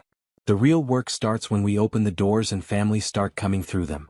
Then I can't wait to start the real work, Brandon said, pulling her close. Because if it's anything like these past few weeks, it's going to be amazing. They stood there together, imagining the future these walls would hold. Children laughing in the childcare area. Parents learning new skills in classrooms. Families sharing meals cooked in the community kitchen. Teenagers playing basketball in the gymnasium. People helping people, lifting each other up, building a stronger community together. Thank you, Veronica whispered, resting her head on Brandon's shoulder. For making this possible. For believing in it. For believing in me. Thank you for showing me what was possible, Brandon replied, kissing the top of her head. For saving Tommy. For showing up covered in mud. For saying yes to all of this. You changed my life, Veronica. You made me remember who I wanted to be. The next evening, as Veronica prepared for the gala, she felt nervous energy humming through her body. This was it. The official launch of everything they'd been building. The moment when their private partnership became a public commitment to change. She'd bought a new dress for the occasion, a floor-length gown in deep red that made her dark skin glow. It was the most expensive thing she'd ever bought for herself, and she'd hesitated for days before purchasing it. But Brandon's eyes when he picked her up made it worth every penny. "You look stunning," he breathed, offering his arm. "Absolutely stunning." "You clean up pretty well yourself," she replied, taking in his tailored tuxedo. He looked like he'd stepped out of a magazine, sophisticated and handsome. They drove to the community center together, Veronica's hand clasped in Brandon's. She could feel his nervous energy matching her own. "Ready to change the world?" she asked. "With you," Brandon replied, squeezing her hand. "Always." The gala was about to begin, and with it, the real work of the Hope and Kindness Foundation. But Veronica felt ready. She had the resources, the team, the plan, and most importantly, she had a partner who truly understood what they were building and why it mattered. Hope and Kindness were about to flood a community that had been waiting for exactly this. And it was going to be beautiful. The community center glowed with warm light as guests began arriving for the gala. Veronica stood near the entrance with Brandon and Sarah, greeting people as they entered. The contrast was striking. Wealthy attendees in designer clothes stepping into a building that existed to serve struggling families. But the building itself seemed to bridge that gap, welcoming everyone with its fresh paint and hopeful atmosphere. "Veronica, Brandon, congratulations on this incredible space," said a woman in a sparkling blue dress, one of Brandon's business associates. "I had no idea this neighborhood had such potential." "Every neighborhood has potential," Veronica replied warmly. "It just needs investment and belief. Thank you for coming tonight." As the room filled with guests, Veronica noticed Rosa arriving with Tommy and her husband, Miguel, whom Veronica hadn't met before.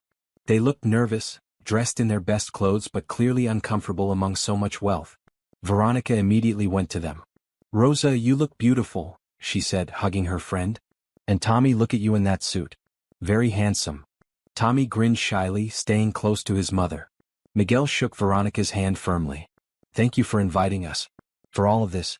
We never imagined something like this could happen here." "This is your community center," Veronica said firmly. "You belong here as much as anyone. More actually because you live here. These wealthy people are just visitors. You're home." The reassurance seemed to help. Rosa's shoulders relaxed slightly, and Miguel looked around the space with growing pride rather than intimidation. Brandon approached their group, greeting the Rodriguez family warmly. "Rosa, Miguel, Tommy. I'm so glad you're here. Rosa, are you ready for your speech?" "I'm terrified," Rosa admitted. "But I'll do it. For the community. For everyone who needs to know help is really coming." The evening's program began after dinner. Brandon took the stage first, looking confident but genuine. Veronica watched from the front table, her heart swelling with pride. "Thank you all for being here tonight," Brandon began. "A few weeks ago, I was a lonely billionaire who'd forgotten why any of it mattered.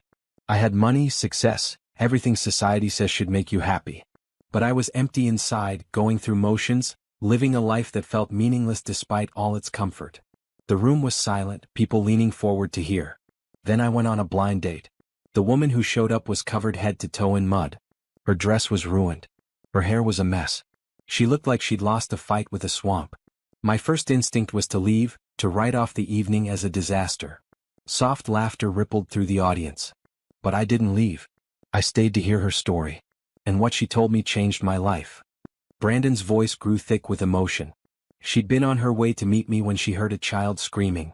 A 6-year-old boy had fallen into a muddy drainage ditch and was drowning.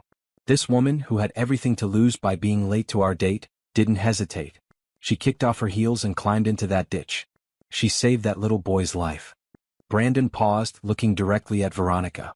"Then she showed up to our date anyway, covered in mud, because she didn't want to make me feel forgotten. That's the woman sitting right there. Veronica Hayes, the bravest person I've ever met." Heads turned toward Veronica, and she felt heat rise to her cheeks. But Brandon wasn't done. "That little boy she saved is here tonight too. Tommy Rodriguez, can you stand up?" Tommy stood hesitantly, his mother's hand on his shoulder for support. The audience applauded, and the boy's face broke into a surprised smile. "Tommy's mother, Rosa, is going to speak to you in a moment," Brandon continued. "But first I want to tell you about my parents. My father was a mechanic. My mother cleaned houses. We were poor, struggling, one crisis away from disaster at all times. When my dad got sick, when cancer destroyed us financially, no one helped. No one stepped in. No foundation existed to support families like mine. His voice cracked slightly, and Veronica saw him take a steadying breath. My father died. My mother broke under the weight of grief and debt. I built my business empire because I never wanted to feel that helpless again. But somewhere along the way I forgot the point. I forgot that the goal wasn't just to escape poverty but to help others escape it too. Veronica reminded me. Her courage, her compassion, her willingness to literally get muddy to help someone in need, that showed me what I should be doing with my wealth and privilege. So we created the Hope and Kindness Foundation. Not to give handouts but to build ladders. Not to rescue people but to empower them to rescue themselves. The audience was completely engaged now, the usual wealthy event chatter replaced by genuine attention. Everything you see tonight, this building, these programs, this investment in a community, started with one woman's choice to help a drowning child. Started with kindness. Started with hope. And I'm asking you tonight to be part of that hope. To invest in this community, in these families, in the belief that everyone deserves a chance to build a stable, dignified life. Brandon stepped back from the microphone to strong applause. Then Rosa took the stage, clutching her prepared notes with shaking hands. Veronica gave her an encouraging nod. Hello. My name is Rosa Rodriguez, she began, her accent thick but her voice clear. 3 weeks ago my son Tommy almost died. He fell in a ditch full of muddy water while playing. I watched him drowning and I couldn't reach him. I've never felt so helpless, so terrified. She paused, tears in her eyes. Then this woman, a stranger, climbed down into that ditch. She risked her life to save my baby. When she brought him up, when I held my Tommy again, I knew I had witnessed something holy. Not because she was special, but because she chose kindness over convenience. She chose my son's life over her own comfort. Rosa looked at Veronica. That woman is now my friend. And she's building something here that will save many more lives, not from drowning in water but from drowning in poverty and struggle. I know what it's like to live in this neighborhood, Rosa continued, her confidence growing. To work 2 jobs and still not have enough for rent. To choose between medicine for your children and food on the table. To feel invisible, like no one sees you struggling, like no one cares if you make it or not. The room was completely silent now, the wealthy guests confronted with a reality most had never experienced. This foundation, this community center, it says we matter. That our families deserve help. That kindness exists even for people who can't pay it back. Rosa's voice broke. You wealthy people, you'll never know what that means. To feel like someone finally sees you. To have hope when you've been hopeless for so long. She folded her notes, speaking from her heart now. I'm asking you to help. Not for me, though my family needs it, but for all the families who live here. For the single mothers, the struggling fathers, the children who deserve better. Give to this foundation. Support what they're building. Because what they're building is more than programs and services. They're building hope. They're building dignity. They're building community. Rosa stepped back from the microphone, and the applause was thunderous. People stood, some with tears in their eyes, moved by her raw honesty and emotion. Veronica saw checkbooks coming out, phones being pulled out to make immediate donations. The rest of the evening was a blur. Sarah reported that they'd raised over $3 million in pledges that night alone. Donors toured the building, asking questions about programs, meeting staff members, some even exchanging contact information with Rosa to learn more about the community's needs. But the moment that stuck with Veronica happened near the end of the night. An older woman approached her, elegant in her silver dress and pearls. Ms. Hayes, my name is Patricia Blackwell. I'm on the board of several charitable foundations in the city. Veronica shook her hand, wondering what criticism was coming. She'd been bracing for it all night, wealthy people telling her how to run programs, questioning whether the poor deserved help, suggesting that bootstraps were the real answer. But Patricia surprised her. I want to tell you about my granddaughter, Emily. She's 16, privileged, has never wanted for anything. She's also selfish, entitled, and completely disconnected from the real world. Veronica wasn't sure how to respond, so she stayed quiet. I want to know if you have volunteer opportunities for teenagers, Patricia continued. Real work, not just photo opportunities or resume padding. I want Emily to spend her summer here, learning what real struggle looks like, seeing what people like Mrs. Rodriguez deal with every day. I want her to develop empathy. Would you be willing to have her? Veronica felt her opinion of Patricia shift entirely. We absolutely have volunteer opportunities, and I think that would be good for Emily. But I need you to understand, We won't go easy on her because she's wealthy. She'll work hard. She'll see difficult things. She'll be challenged. Good, Patricia said firmly. That's exactly what she needs. Thank you. Similar conversations happened throughout the evening. A tech CEO wanted to fund computer literacy classes. A retired teacher offered to volunteer in the tutoring program. A construction company owner pledged to help with future building projects at cost. The community center was becoming more than just Veronica and Brandon's project. It was becoming a movement. Brandon found Veronica late in the evening, after most guests had left. She was standing in what would be the childcare area, imagining it full of children's laughter. $3 million, he said, wrapping his arms around her from behind. Plus volunteer commitments, in-kind donations and ongoing pledge promises. We did it, Veronica. We launched this thing properly. Rosa did it, Veronica corrected. Her honesty, her story, that's what moved people. Your idea to have her speak, Brandon reminded her. Your instinct that authenticity matters more than polish. You were right. They stood together in comfortable silence, exhausted but triumphant. The gala had been a success beyond their hopes.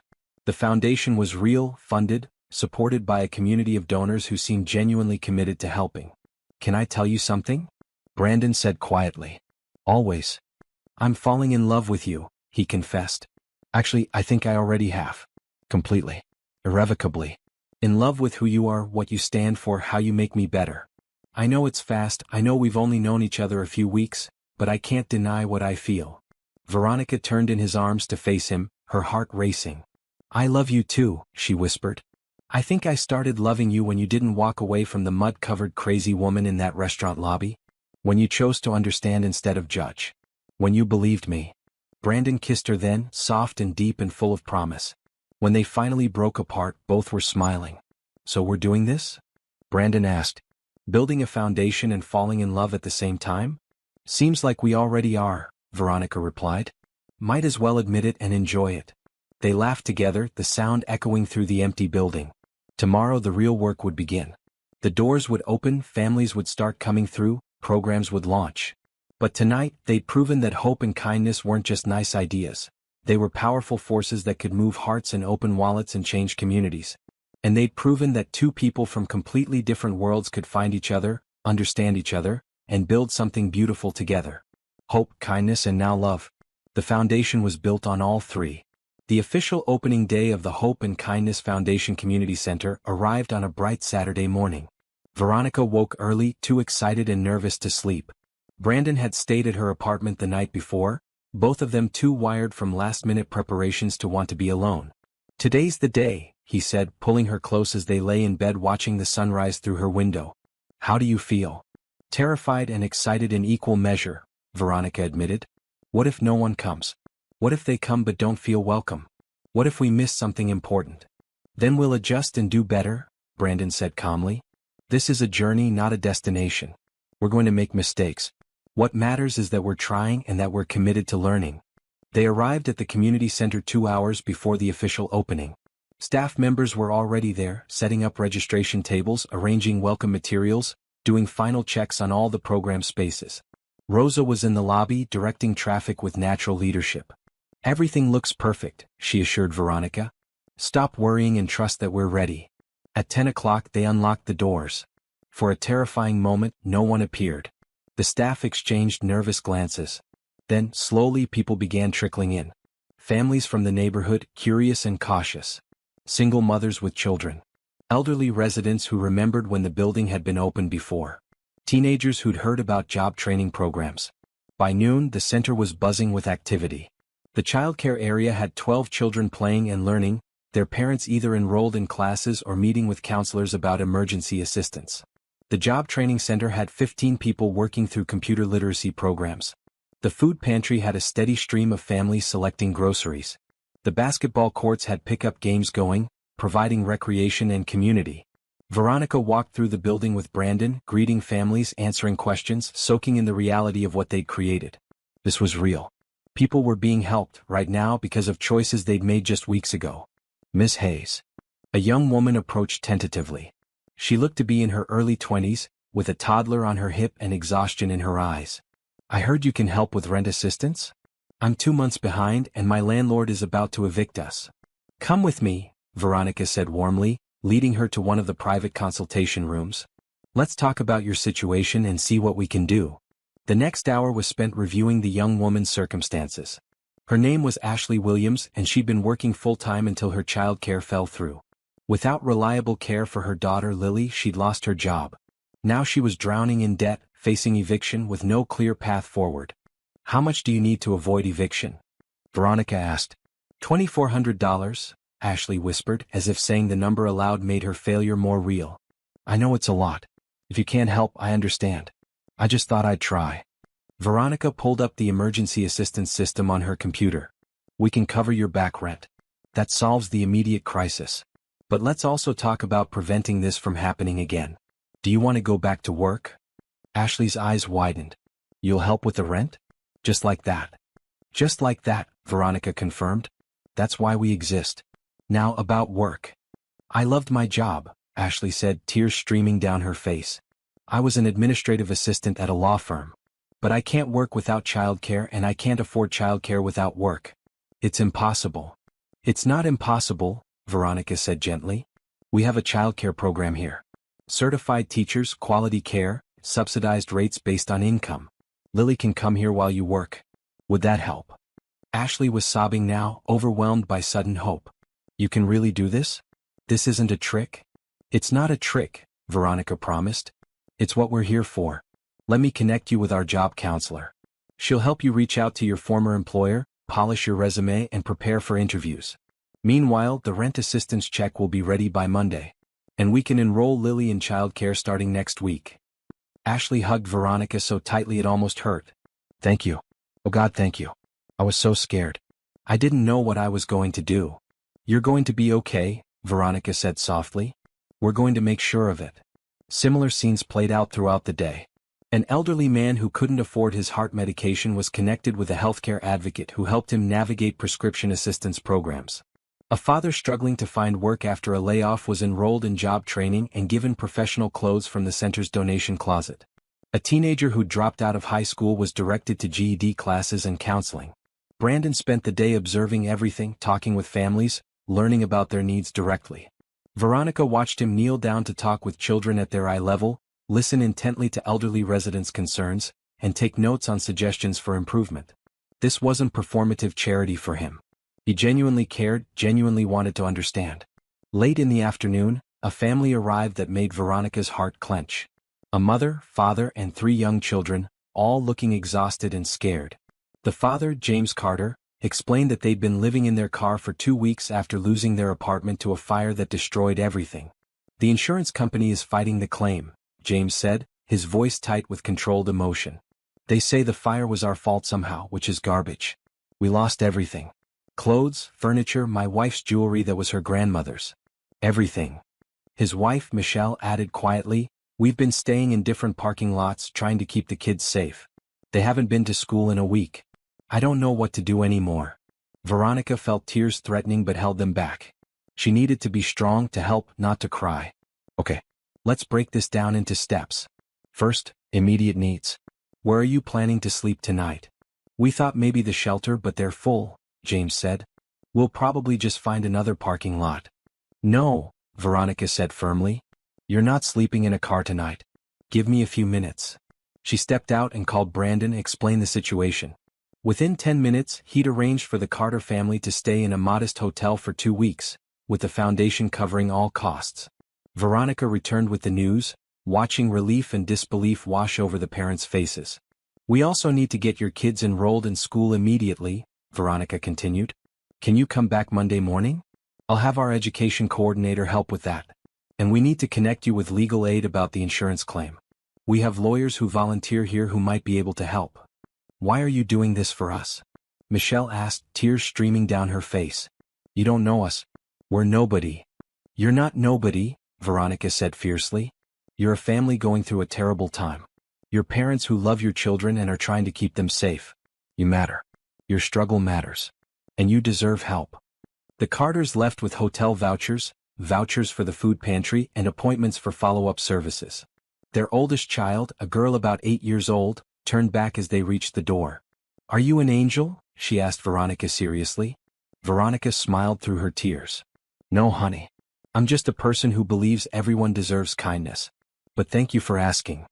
By the time they closed the doors at 6 o'clock, they'd served over 150 families. The staff was exhausted but energized. Success stories and needs filled the debrief meeting. We ran out of food pantry items around 3, Rosa reported. We need to increase our inventory. The childcare area can only accommodate 20 children, and we had inquiries for at least 40 spots, another staff member added. We need to expand. The job training computers were in use constantly, said Marcus Lee, the job training coordinator. We should think about adding an evening shift so people who work during the day can access services. Veronica made notes on everything, her mind already working on solutions and improvements. Brandon listened carefully, occasionally asking clarifying questions but mostly letting the staff experts share their insights. After the meeting ended and most staff had left, Veronica and Brandon walked through the now quiet building together. We did it, Veronica said softly. We really did it. Over 100 families helped in one day. And we barely scratched the surface of the need, Brandon added. But it's a start. A real, meaningful start. They stood in the main lobby, where photos from the day were already being displayed on a digital screen. Smiling families, children playing, people hugging staff members. Evidence of hope and kindness in action. I love you, Brandon said suddenly. I know I already told you, but I need to say it again. What we did today, what you made possible by showing up covered in mud and inspiring me to be better. I love you for that. I love you for who you are and what you believe in. Veronica turned to face him, her heart full. I love you too. For seeing past the mud to who I really was. For not walking away. For using everything you have to help people you'll never meet. For being humble enough to learn and change. They kissed in the lobby of the community center they'd built together, surrounded by evidence of what hope and kindness could accomplish. Tomorrow would bring new challenges, new families, new needs. But tonight they could celebrate. They could acknowledge that they'd done something meaningful. Later at Brandon's penthouse they ordered pizza and collapsed on the couch, too tired to cook. Ashley Williams, Veronica said, thinking about the young mother from that morning. She was so desperate, so scared. And in one conversation we gave her back her future. Her rent is covered, her daughter has childcare, she can go back to work. Just like that, her whole life changed direction. That's the power of resources without bureaucracy, Brandon said. Imagine how many families could be helped if more wealthy people committed to direct, immediate assistance instead of waiting for government programs or making people jump through endless hoops. Some people will take advantage, Veronica warned. We're going to get scammers, people who lie to get help they don't actually need. That's inevitable. I'd rather help 10 people who don't deserve it than miss one person who does, Brandon said firmly. We can build in checks and balances, but I refuse to make the system so difficult that people in genuine need give up. Dignity matters more than perfect efficiency. Veronica snuggled closer to him, grateful for his perspective. You're a good man, Brandon Mitchell. Only because you showed me how to be one, he replied, kissing the top of her head. They fell asleep on the couch, exhausted and happy, dreaming of all the families they'd help tomorrow and the day after and the day after that. The Hope and Kindness Foundation was no longer just a dream or a plan. It was real, operational, changing lives. And this was only the beginning. 3 months after the community center opened, Veronica stood in her office staring at the problem that had just landed on her desk. The property deal for their second community center, the one they'd been planning for the east side of the city, had fallen through. The seller had backed out at the last minute, choosing instead to sell to a developer who wanted to build luxury condos. 3 months of work gone, Sarah said, frustration evident in her voice. We had everything lined up. The architectural plans, the budget, the programs. And now nothing. Veronica sank into her chair, feeling the weight of disappointment. They'd promised families on the east side that help was coming. Now what would she tell them? There was a knock on her office door. Brandon entered, his expression serious. I heard about the property deal. Sarah just told me. I'm sorry, Veronica said. I know we invested a lot of time and money into that plan. Don't apologize, Brandon said firmly, sitting across from her. This isn't your fault. It's a setback, not a failure. We'll find another property. But we promised those families, Veronica said, her voice breaking slightly. We gave them hope, and now we're going to have to tell them to wait even longer. Do you know how that feels? To promise help and then not deliver? Brandon was quiet for a moment, then moved his chair closer to hers. I do know how it feels. When my father was sick and insurance companies kept denying coverage, people promised to help. Social workers, church groups, community organizations. They all said they'd figure something out. Most of them never did. The promises felt worse than nothing because they gave us hope that got crushed over and over. Veronica looked at him, seeing the old pain in his eyes. But here's the difference, Brandon continued. We're not abandoning those families. We're just delayed. We'll find another property, maybe even a better one. And in the meantime, we can offer services through mobile outreach. We can bring programs to their neighborhood while we work on a permanent location. Mobile outreach? Veronica asked, intrigued despite her disappointment. Why not? We could get a bus, outfit it with computers and resources, staff it with counselors and job training specialists. Bring the foundation to the people instead of waiting for them to come to us. Veronica felt the spark of excitement reigniting. That could actually work. It might even reach people who wouldn't come to a traditional center. Exactly. So this setback becomes an opportunity for innovation. Brandon took her hand. This is what partnership means, Veronica. When one of us is discouraged, the other finds the way forward. We're in this together. But the property setback wasn't their only challenge. That afternoon, Brandon had a tense meeting with some of his business associates. Veronica wasn't present, but he told her about it later. They think I'm wasting money, he said bluntly. They said I should invest in profitable ventures, not throwing money at poverty, as Robert phrased it. Veronica felt anger flare. What did you say? I told them the foundation is the best investment I've ever made. That you can't measure returns only in dollars. That the real measure of success is changed lives, not profit margins. Brandon smiled grimly. Robert asked if you'd brainwashed me. Said I'd changed since meeting you, and not for the better in his opinion. I'm sorry I'm causing problems with your business relationships, Veronica said quietly. Don't be, Brandon said firmly. If my business relationships can't survive me doing meaningful work, they weren't real relationships. Robert is a business associate, not a friend. I'm learning to tell the difference. He pulled out his phone and showed her a spreadsheet. Look at this. Since we opened the center 3 months ago, we've helped over 600 families. We've prevented 43 evictions. We've placed 72 people in jobs. We've provided childcare for 120 children. 20 families have moved from emergency assistance to complete stability. That's success, Veronica. That's what matters. She studied the numbers, feeling pride and renewed determination. You're right. This is what success looks like. But Brandon wasn't done sharing concerns. There's something else. My accountant thinks I'm being financially reckless. The foundation is spending faster than we projected, and if we add mobile outreach and keep growing, I'll need to commit more personal funds than originally planned.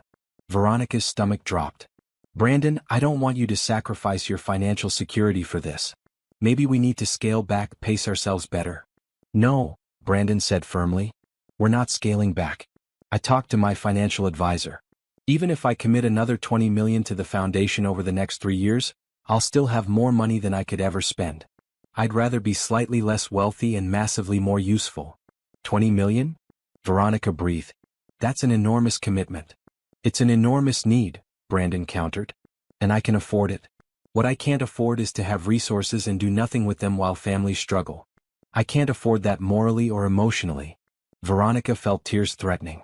You're really willing to do this? To commit so much? I'm not just willing. I'm grateful for the opportunity. Brandon pulled her close. You showed me what real wealth looks like. It's not money in an account.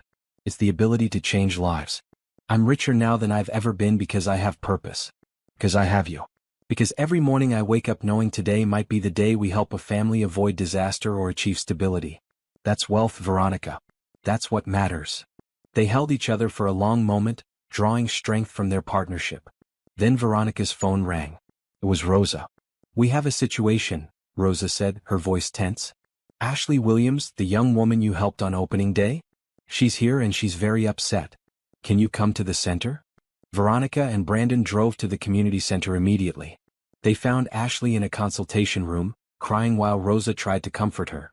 Little Lily was in the childcare area, thankfully unaware of her mother's distress. Ashley, what happened? Veronica asked gently, sitting beside her. I lost my job again, Ashley sobbed. It's my fault. I was late 3 times this month because Lily was sick and the childcare here couldn't take her when she had a fever. My boss said he'd had enough of my unreliability. I tried to explain but he didn't care. Now I'm right back where I started. Unemployed, rent coming due, no money. Veronica's heart ached for her. Okay, let's breathe. This is hard, but it's not impossible. We'll help you the same way we did before. But that's just it, Ashley said, looking up with red, swollen eyes. You helped me before and I messed it up. Why would you help me again? I don't deserve it. I'm a failure. You're not a failure, Brandon said firmly, speaking for the first time since they'd entered. He knelt down in front of Ashley, looking her in the eye. You're a single mother dealing with a sick child and an unsupportive employer. That's not failure. That's life being hard. But I lost the job you helped me get, Ashley protested. So we'll help you get another one, Veronica said simply. Ashley, do you think you're the first person to face setbacks? You're not. Success isn't a straight line. It's messy and complicated, and sometimes you take 3 steps forward and 2 steps back. That doesn't mean you're failing. It means you're human. We'll cover your rent again, Brandon added. And we'll work with our job counselor to find you employment with a company that has better sick leave policies. Some employers understand that parents have responsibilities. We'll find one of those. Ashley cried harder, but now it was relief mixed with the frustration. Why do you keep helping me? I don't understand. I'm nobody special. You're somebody's mother, Veronica said softly.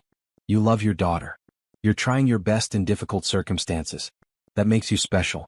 That makes you worth helping. They spent the next hour developing a new plan for Ashley. Marcus, the job training coordinator, knew of a company actively recruiting administrative assistants and specifically seeking to hire single parents because the owner was a single mother herself. They'd offer flexible hours and generous sick leave. It was a perfect fit.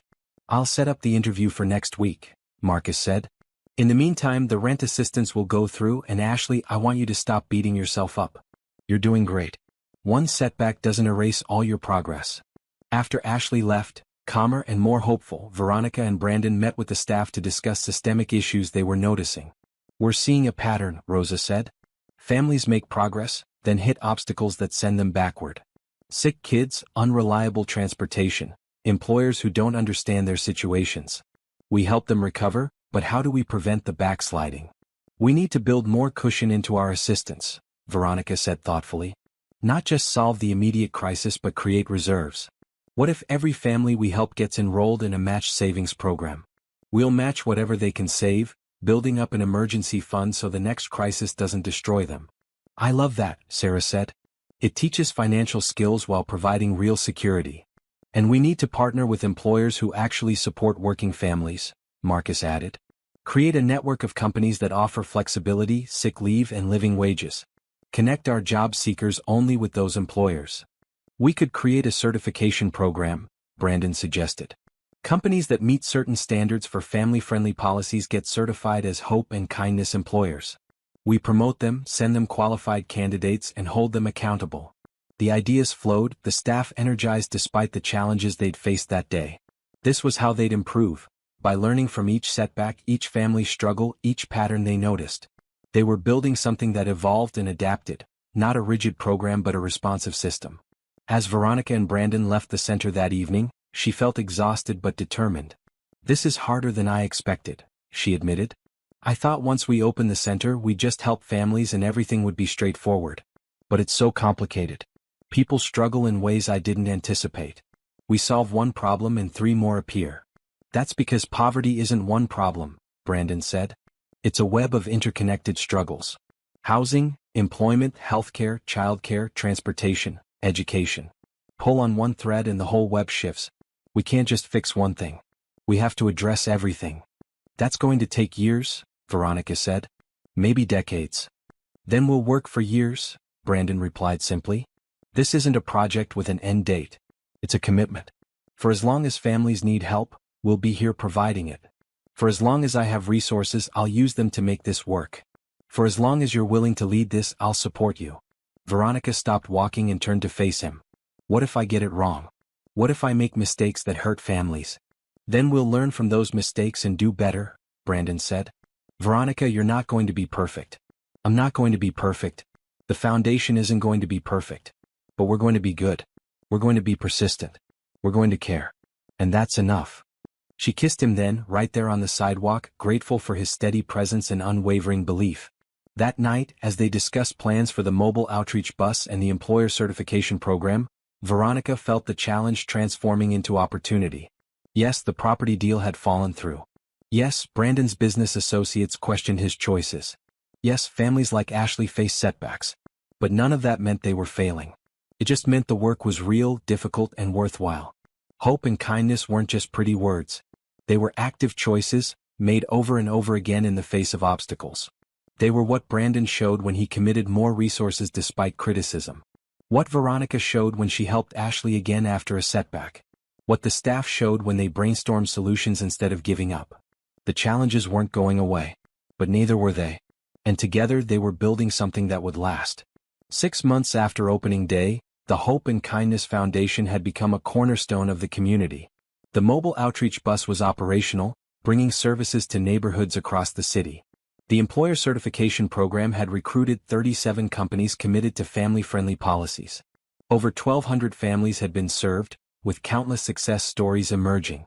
But the most important moment of those 6 months was about to happen, and it had nothing to do with statistics or programs. Brandon had been acting strangely all week, nervous and distracted. Veronica noticed but assumed it was stress from work. His business was doing well, but he'd stepped back from day-to-day operations to focus more on the foundation, and the transition was complicated. On a bright Saturday morning, Brandon picked Veronica up earlier than usual. "Where are we going?" she asked, noting he was dressed casually in jeans and a green sweater. "It's a surprise," he said with a mysterious smile. "Trust me?" "Always," she replied. They drove to a neighborhood Veronica recognized, where Tommy Rodriguez had fallen into the drainage ditch 6 months ago. But as they approached the construction site, Veronica gasped. It had been completely transformed. The dangerous, muddy ditch was gone. In its place was a beautiful community playground with bright equipment, safety surfacing, and benches for parents. Beyond the playground stood a newly constructed building, modern and welcoming, with a sign that read, Hope and Kindness Foundation Community Center East. "Brandon," Veronica breathed. "What is this?" "After the first property deal fell through, I kept looking," Brandon explained. "I found this lot, the exact place where everything started. The city sold it to the foundation at a discount because they were thrilled someone wanted to develop it into something that serves the community instead of luxury housing. We've been working on it for months." "You built a community center here?" Veronica asked, tears already streaming down her face. "Where I saved Tommy?" "Where you saved Tommy and inspired me to be better," Brandon corrected. "This is where our story began, Veronica. This muddy ditch was where you showed me what real courage and compassion look like. It felt right to transform this place into something that would help countless other families." They walked through the playground and Veronica noticed people gathering. Rosa and Miguel were there with Tommy. The Rodriguez family had become close friends over the months. Ashley Williams was there with Lily, both of them thriving now that Ashley had a good job with the certified employer program. The Carter family was there, no longer homeless but in stable housing with both parents working. Staff members from the original center. Donors from the gala. Even Patricia Blackwell was there with her granddaughter Emily, who'd spent the summer volunteering and had become a passionate advocate for the foundation. "What's going on?" Veronica asked, confused by the crowd. Brandon took her hand and led her to the center of the playground, where a small platform had been set up. He helped her step up onto it, then joined her. The crowd quieted, all eyes on them. 6 months ago, Brandon began, his voice carrying across the playground, "a woman I'd never met changed my life. She saved a child from drowning in a muddy ditch. Then she showed up to our blind date covered in that mud, and instead of being embarrassed or making excuses, she told me the truth about what mattered more than making a good impression." He turned to look at Veronica, his gray eyes shining with emotion. That honesty, that courage, that commitment to putting others first, that's who Veronica Hayes is. Not just on extraordinary days when she saves children, but every day. In every interaction. With every family she helps. With every program she develops. With every decision she makes. Veronica felt her heart racing, beginning to understand what was happening. "Veronica, you showed me what real wealth looks like," Brandon continued. "It's not money or possessions or status. It's the ability to change lives. The commitment to help others. The courage to get muddy when someone needs you. You taught me that. You showed me who I wanted to be." He dropped to one knee right there on the platform, pulling a small velvet box from his pocket. The crowd gasped, some people crying already. "I love you," Brandon said simply. "I love your strength and your kindness. I love how you fight for families who can't fight for themselves.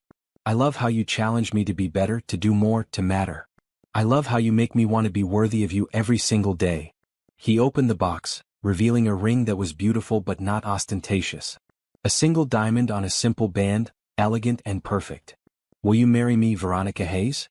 Will you be my partner in life like you're my partner in this foundation?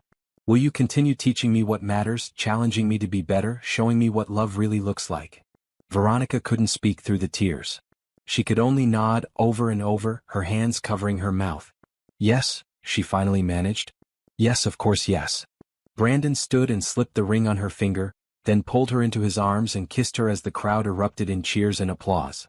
When they finally broke apart, Veronica was laughing and crying at the same time. "I can't believe you did all this," she said, gesturing at the new building, the playground, the gathered friends and families. "Wait, there's more," Brandon said with a grin. He nodded to Rosa, who approached the platform. "Veronica," Brandon asked Tommy if he wanted to say something, Rosa said, lifting her son onto the platform.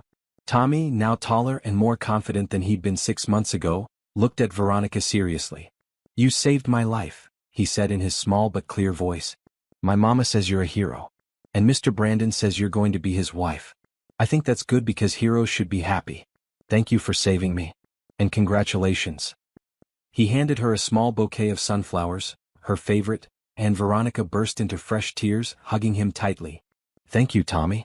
You're the brave one." As the celebration continued, people approaching to offer congratulations, Veronica pulled Brandon aside for a moment. "When did you plan all this?" she asked. "I've been working on it for weeks," he admitted. "The community center construction, arranging for everyone to be here, the proposal itself. I wanted everything to be perfect." "It is perfect," Veronica assured him. "But Brandon, you didn't have to build an entire community center just to propose." "I didn't build it to propose," Brandon corrected. "I built it because this community needs it. The proposal was just about celebrating where everything began and where we're going. This place brought us together. Now it's going to bring together countless families who need help and hope." They toured the new building with the gathered crowd, Veronica marveling at how complete it was. The layout was similar to their first center. Childcare area, job training center, consultation rooms, multipurpose spaces, food pantry and offices for staff. But this building also had something new. A large community room with walls designed for photographs and success stories. "I want this to be a place that celebrates progress," Brandon explained. "Where families can see that others have succeeded, that stability is possible. Hope displayed on walls so everyone who walks in knows they're not alone." Sarah approached with news. "I've been fielding calls all week from people who saw the construction and want to know when this center opens. We already have a waiting list of families who need services." "Then we'd better hurry up and get it operational," Veronica said, her mind already working through logistics and timelines. "Actually, we can open Monday," Sarah said with a smile. "Staff is hired and trained. Programs are ready. Systems are in place. We've been preparing for this for weeks. We just needed the building finished." Veronica looked at Brandon with wonder. "You really thought of everything." "I tried," he said. "Though I'm sure you'll find things I missed. That's why I need you. To fill in the gaps I can't see." The celebration moved to Mr. Rossi's restaurant, where the Italian owner had closed to the public for the afternoon to host the foundation's engagement party.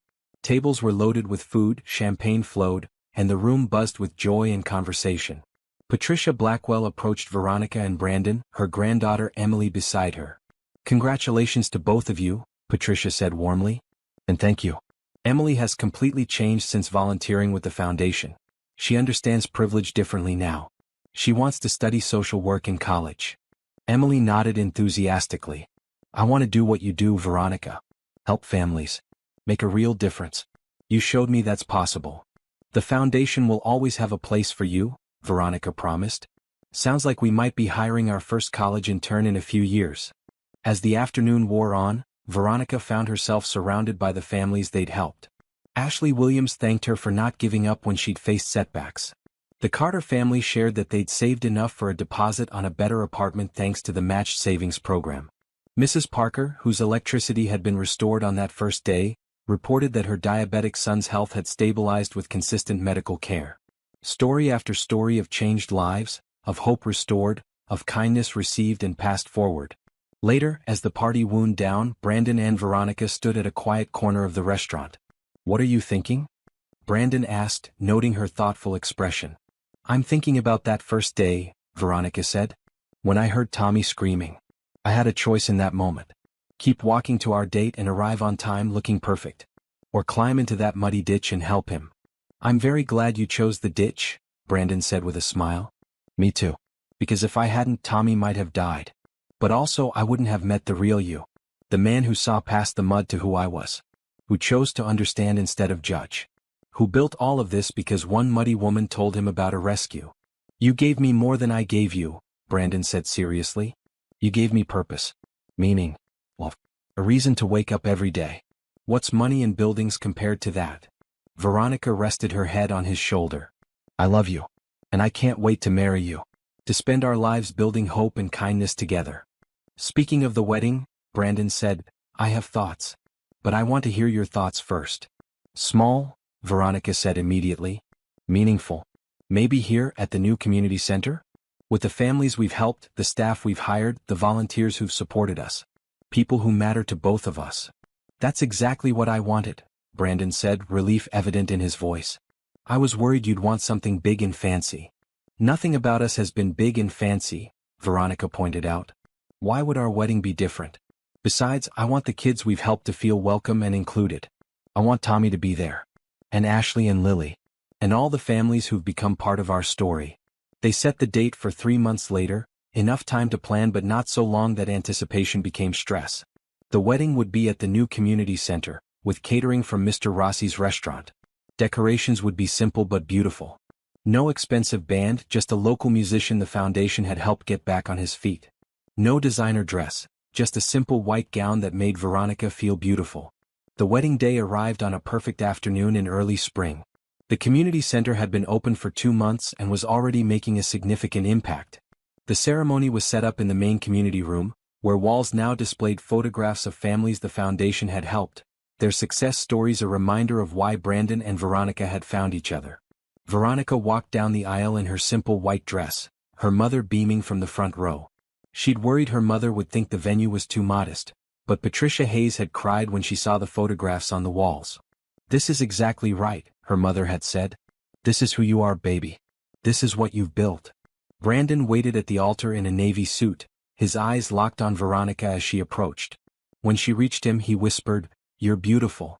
So beautiful. The ceremony was officiated by a minister from the local church who'd partnered with the foundation. His words focused on service, on partnership, on the biblical call to help others. Marriage is not just about 2 people, he said.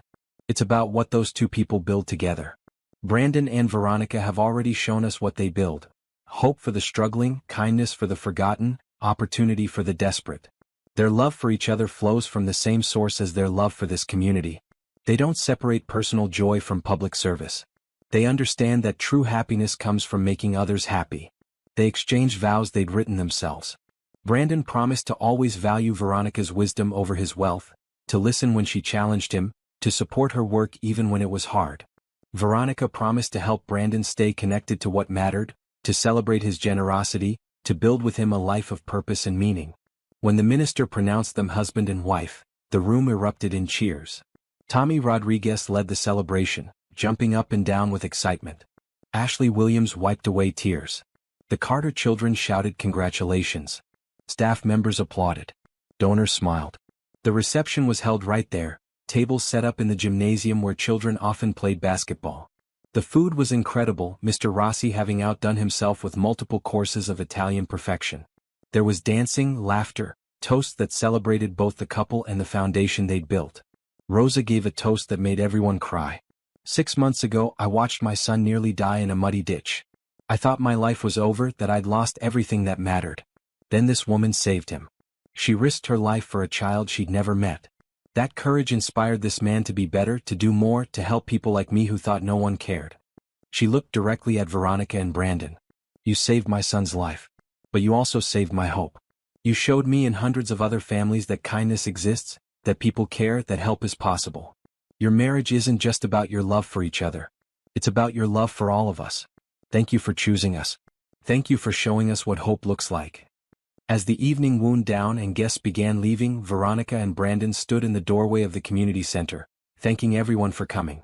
When the last guest had left and the catering staff was cleaning up, they walked through the quiet building together. "Remember when this was a muddy ditch where a child almost died?" Brandon asked.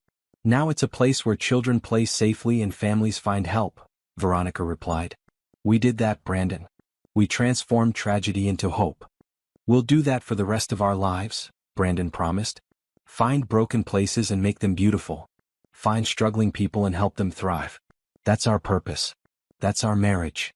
They drove to the original community center after leaving the new one, wanting to see where everything had started. The building was quiet, closed for the evening, but they had keys. They walked through the familiar halls, remembering the first day, the first families, the first successes. In Veronica's office, the walls were covered with thank you notes from families they'd helped. Drawings from children. Photographs of people celebrating new jobs, stable housing, successful milestones. Evidence of lives changed, hope restored, kindness multiplied. "This is what we're building," Veronica said softly. "Not just programs or services, but proof that people matter. That their struggles are seen. That help exists." Brandon wrapped his arms around her from behind. "And we're just getting started. Imagine what the next 10 years will bring. More centers, more programs, more families helped. More hope and kindness spreading through the city." They stood together in silence, married now, partners in every sense of the word. Two people from completely different worlds who'd found each other through mud and rescue and a willingness to see past surface appearances to what really mattered. Outside, the city continued its rhythm. Families struggled and celebrated, worked and rested, hoped and feared. But in this building and in the new one across town, something powerful was happening. Lives were being changed. Hope was being restored. Kindness was winning. And it all started because one woman chose to climb into a muddy ditch to save a child, then showed up to a blind date anyway, covered in proof of her courage and compassion. Sometimes the messiest beginnings lead to the most beautiful endings. Sometimes getting dirty is exactly what changes everything. Sometimes hope and kindness, actively chosen and persistently practiced, can transform not just individual lives but entire communities. Brandon and Veronica Mitchell were living proof of that truth. And they were just getting started.